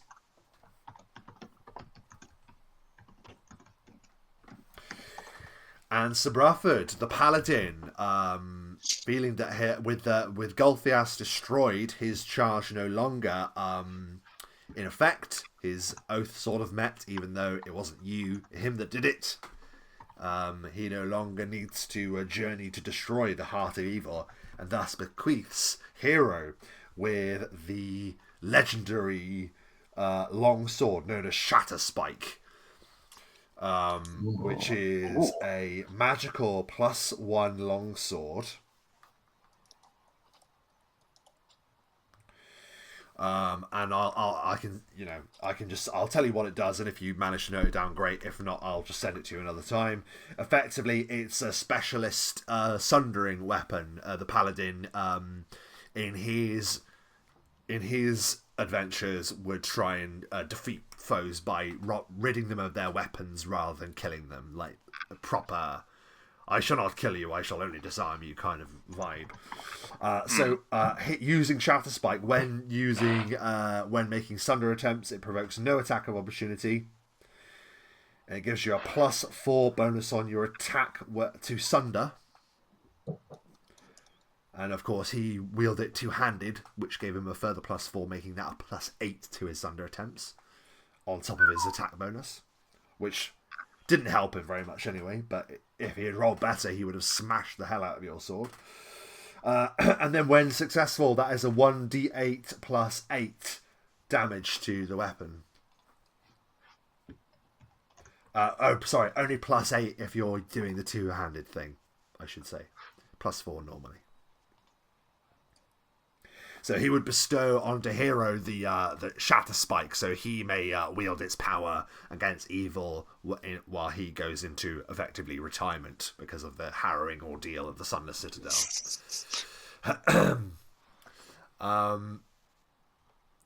Meepo and Calcryx. Well, there's never really been much in here to to suggest what would happen if these two characters went with you. It's not really mentioned. The reason why I thought it would be cool was because there's only two of you, and they sort of acted as the other members of the party in, fairly overwhelming numbers at times, considering there's only two of you at low level to begin with as well. So there isn't really much in way of Meepo and Calcryx. So I don't know, maybe we return to these characters, maybe Meepo and Calcryx will continue with them. Their agreement was to join you to the Twilight Grove, but as you saw right at the end, Calcryx leapt to your defense tier, so maybe he has got a soft spot for you. We will conclude the wrap-up then by talking about successes and failures. One thing that isn't mentioned here that I would also like to mention, at the very beginning of the Sunless Citadel, I gave sort of like a prelude where a mother basically sacrificed her son to trade for one of the apples, you might remember. Now, what you might not recall is that when you came back to Oakhurst, when you were wounded, hero, you met a gnome called Era Timbers, and she said to you, "Look out for my brother, please, who is lost in the Sunless Citadel." You never found the gnome known as Erky Timbers, who still rots in a goblin cell. I mean, listen, you may if you'd gone back, you would have to come back the way you came, so there may have been a chance that you would have found him, but in terms of the actually playing the adventure and us ending it there, we'd have to decide whether or not you found him or not. But the whole idea is that the woman in question hadn't in fact sacrificed her child, was indeed allowing a disguised Erky Timbers to be willingly taken by the goblins in disguise to be infiltrated into the Sunless Citadel. So that was Erky Timbers' way in. Level 1 fighter, level 1 cleric. Rest in peace. Which I find quite funny. Yeah, he had stats and everything. He and that's the thing. He could have been another party member for you guys, which would have been quite interesting. So you'd have had quite the entourage. Anyway, with all that said, let's read what would have happened had you failed. So, if the heroes failed to secure victory over Belak and the Gulthias Tree, yet they live through the experience, they can return when they have rested. However, Belak prepares for that eventual return, and it then says as a note to the GM, use your judgment when setting up Belak and his remaining forces for the return of the player characters.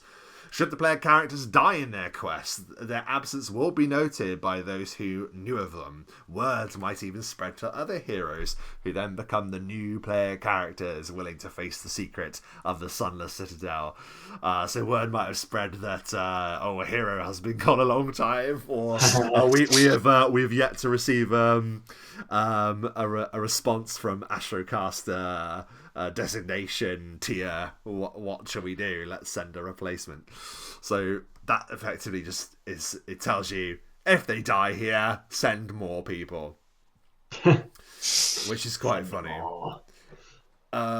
It's a success if the heroes cut down the Gulthias Tree. Its twisted influence over the Sunless Citadel vanishes, and any supplicants die. This includes Sharwin and Bradford.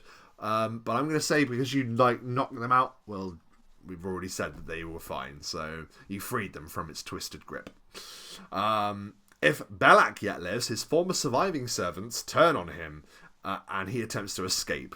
A surviving Belak may appear later on in the PC's career to trouble them. However, such an occurrence goes beyond the bounds of this adventure. So you would have to decide, because you captured Belak, what you would have done with him. Any thoughts off the top of your head? What would you have done with him? Well, Hero has kept these quiet, but he has some manacles that he's kept on his person since day one. Oh, right. So Hero probably would have suggested, crudely, take him out, take him to someone else, do the right thing. Justice. Yeah. So brought him back to the town that had been so blighted by his actions, perhaps, to be put on trial. So there could have been like a trial of Oakhurst seen if this was a lot ongoing campaign, that would be like the next session, maybe him being put on trial. That's really cool. I love that idea. Yeah, that is. So that's cool. So yeah, so it may appear later on to trouble them, but it looks like you would have managed to keep him in tow with those manacles, because he's only a druid with little strength. Whatever the truth of the tree's vampiric origin, cutting the tree down definitively kills it. The goblins lose their fruit bartering franchise if any survive.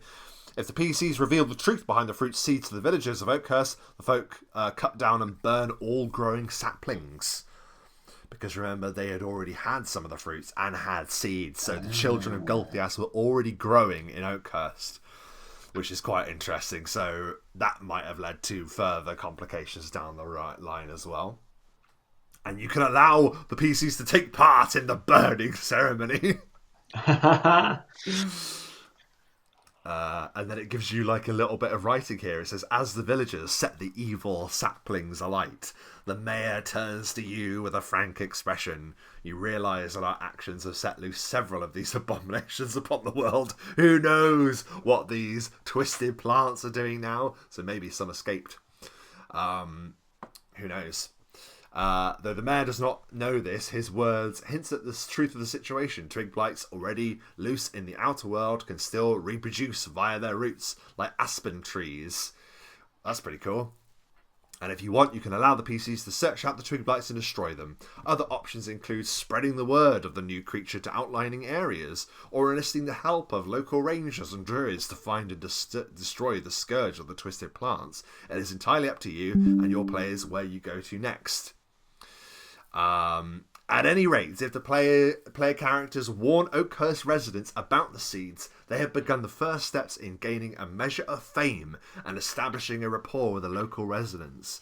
So you make your name for yourself as well. We lean into the notoriety and fame leadings of being an adventuring party, which is quite cool there as well. In addition, if the PCs return both of the Hercule signet rings of one that you did recover, I believe you got one at least. You definitely got a signet ring. I've got one on my person, yeah. To Hercule Matriarch, they receive the promised monetary award. Sorry, I didn't set that up, boys. You weren't in Oakhurst long enough, I guess. And should they bring back the remains of two, the Matriarch begins funeral arrangements and invites the PCs to attend. So there would be like a ceremony for the adventurers if they had not if they'd not made it, I guess. Definitely two of them died because there were 4 adventurers noted at the start of the adventure, I believe.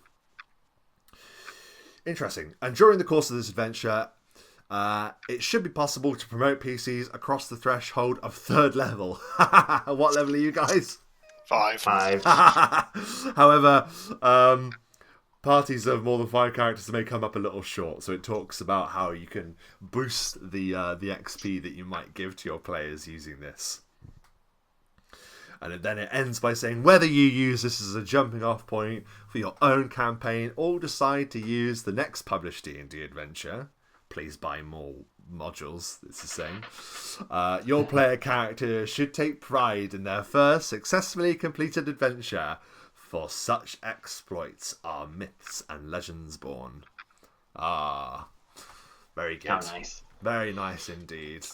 So that's nice, and it does kind of wrap it up a little bit. It gives you a little bit of insight as to where you could take your campaign if you were running this like long form with a weekly group or whatever. Fantastic. So we're going to do things a little bit differently today because we have much to do in both wrapping up the Sunless Citadel, but also discussing what we're going to explore next on Let's Dig Up. So I'm going to bring us back to the Sunless Citadel splash page first of all. And I'm just going to ask for any final thoughts or feelings at the end of the module. As we always ask, like, what are your thoughts or feelings at the end of the sessions? What do we think? And we'll start with Mike. I enjoyed the module. I think if we hadn't had Meepo and Calcryx, we would have... I don't think we would have got to the end, I think we would have been killed, or one of us would have been killed at some point. But just because it took focus from you guys to like, yeah, I understand. Yeah, it would have required at least extra resting, wouldn't it? I think. Yeah, a lot more broken up. But yeah, it was nice to see kind of how that could tie in beyond that as well. But enjoyed it. I thought I loved how it ended. Tyr brought the sun in and just... That was so wicked. That was so wicked. How fitting is that? But yes, interesting module. Vicious. Really vicious. And it's, remember, intended as to be a first experience of D&D. It is the one that most people would suggest from this era of D&D. If you're going to go for a module, this is a great one to introduce player characters. I think it is, because it has all of the hallmarks of a classic D&D adventure. But yeah, it's pretty savage for sure. Yeah, that last fight, I think, like if you were level, what did they think? Up to level 2. 3, it estimates from this. So, yeah.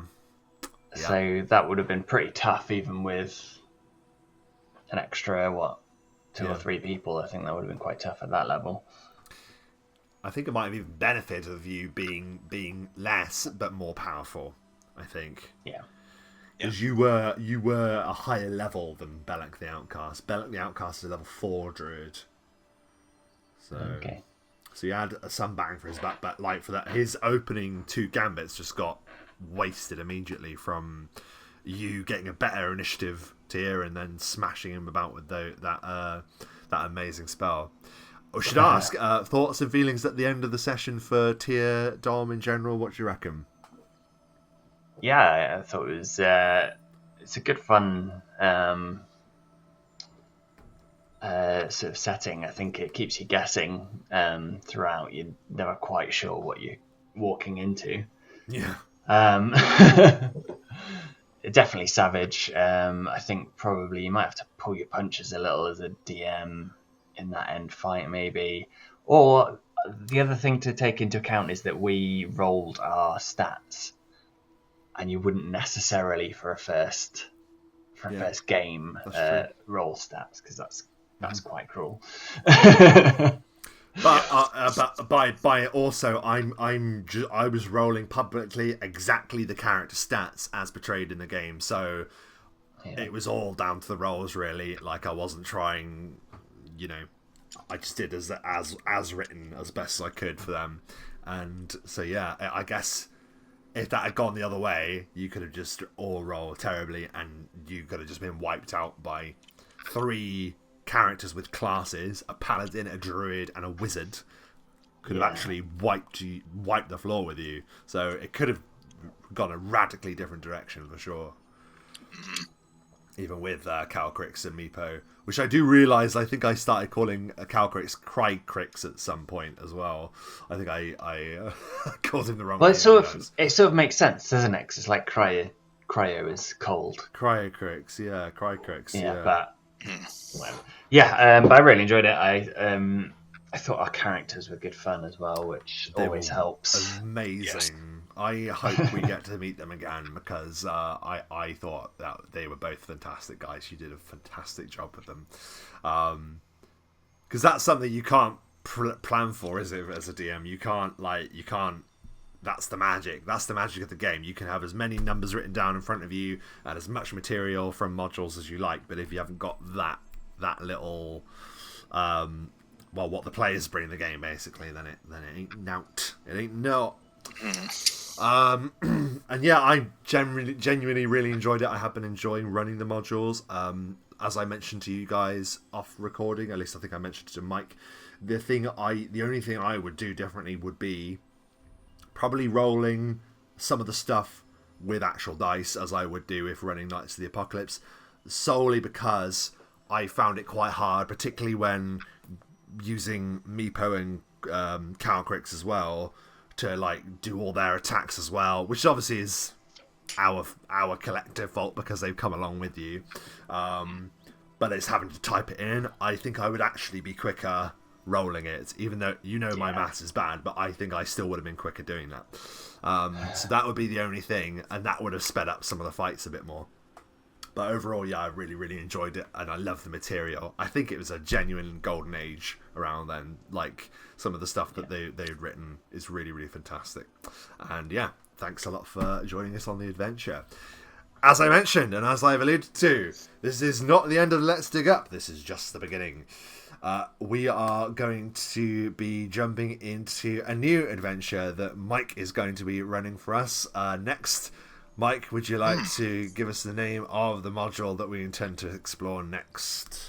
Oh, you know what? I won't give you all of the intro speech. I'll give you a small bit just to kind of get you interested. Oh, okay, cool. Let's let me, in that case, then.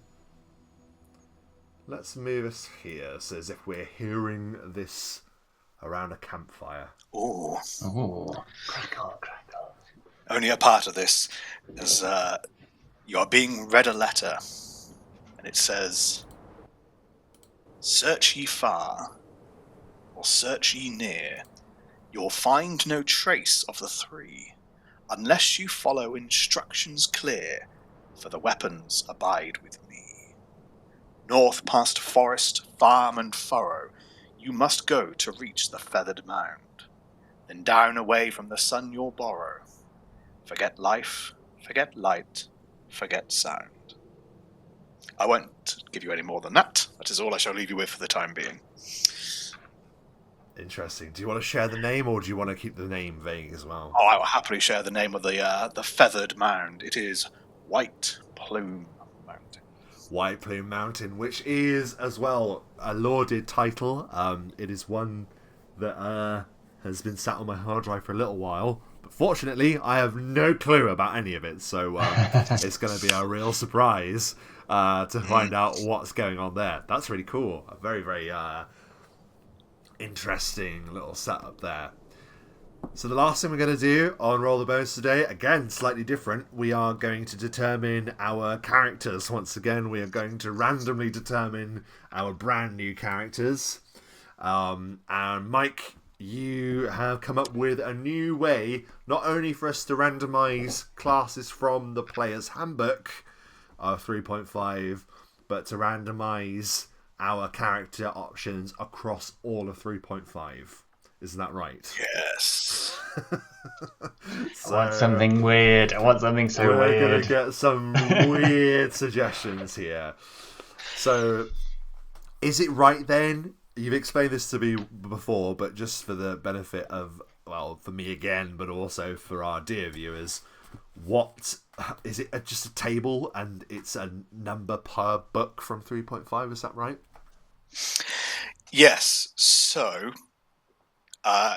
courtesy of Giants in the Playground, there was a post that someone has compiled every playable class and put it into a lovely table, and they've gone through fairly alphabetically, except for the player's handbook and the Dungeon Master's Guide, and then everything else beyond that is fairly alphabetically in where it sits. So what I'd be doing is just numbering them one down as they are. Whatever you roll will then dictate which book you are pulling from, and then what subsequent number there dictates what class you'll start at. As for races, I would ask we pick the starting race from Player's Handbook. Okay. And then you're free to pick any subclass from that, as like that Star Elf as well. So any that go from there. And then just so you're all aware, White Plume Mountain is meant to be played with 4 level 7 characters. So similar to what we did for this one, where we started a level higher, we started at level 2. You will be rolling level 8. So you'll be a party of 2 level 8 characters. Okay, nice. It does say that it says a trio of level 8 characters, and the words are might be okay. So, Great. Might be okay. Oh no. we shall see. So, do we wish to decide what Well, you're going to be now, and then should we roll do off stream. the? Oh well, would you be happy for us to do it because then it's a surprise for when we start? We then reveal what our characters are when we start the next session. I think that's quite cool, actually. Yeah. I think, yeah, let's go with that. All right. No, you're the one running it, mate. So that's your call, and I think that's probably a good one. So let us drop back very quickly then. So yeah, a little bit of a different one today on Roll the Bones. I hope you guys have enjoyed that. And for those of you watching, as ever, please, if you've enjoyed it, give us a like. If you'd like to see more like it, then give us a subscribe. If you want to watch us live, you want to see the bones fall live, then hit that bell and give us a follow on the Twitch. You will be alerted to our presence with the bell, you see. And yeah, we're gonna be mixing it up a little bit. So join us next time to find out what our random classes from literally dozens and dozens of books could be. We could literally be anything, and I can't wait. It's going to be a random class. Are we doing random? What's the word? Race. Race We're picking as well. race. Yeah. Random stats as well. So it's all random. Okay. Except we'll roll the dice for the stats and then assign. Oh yeah, ourselves. and you will get the glory of being able to do a bit of shopping with some money. For Yeah, leveling. actually have some coin. A bit of shopping. So, as we always say then, at the end of our meetings, bone and rolls. Bone them rolls. And catch you next time.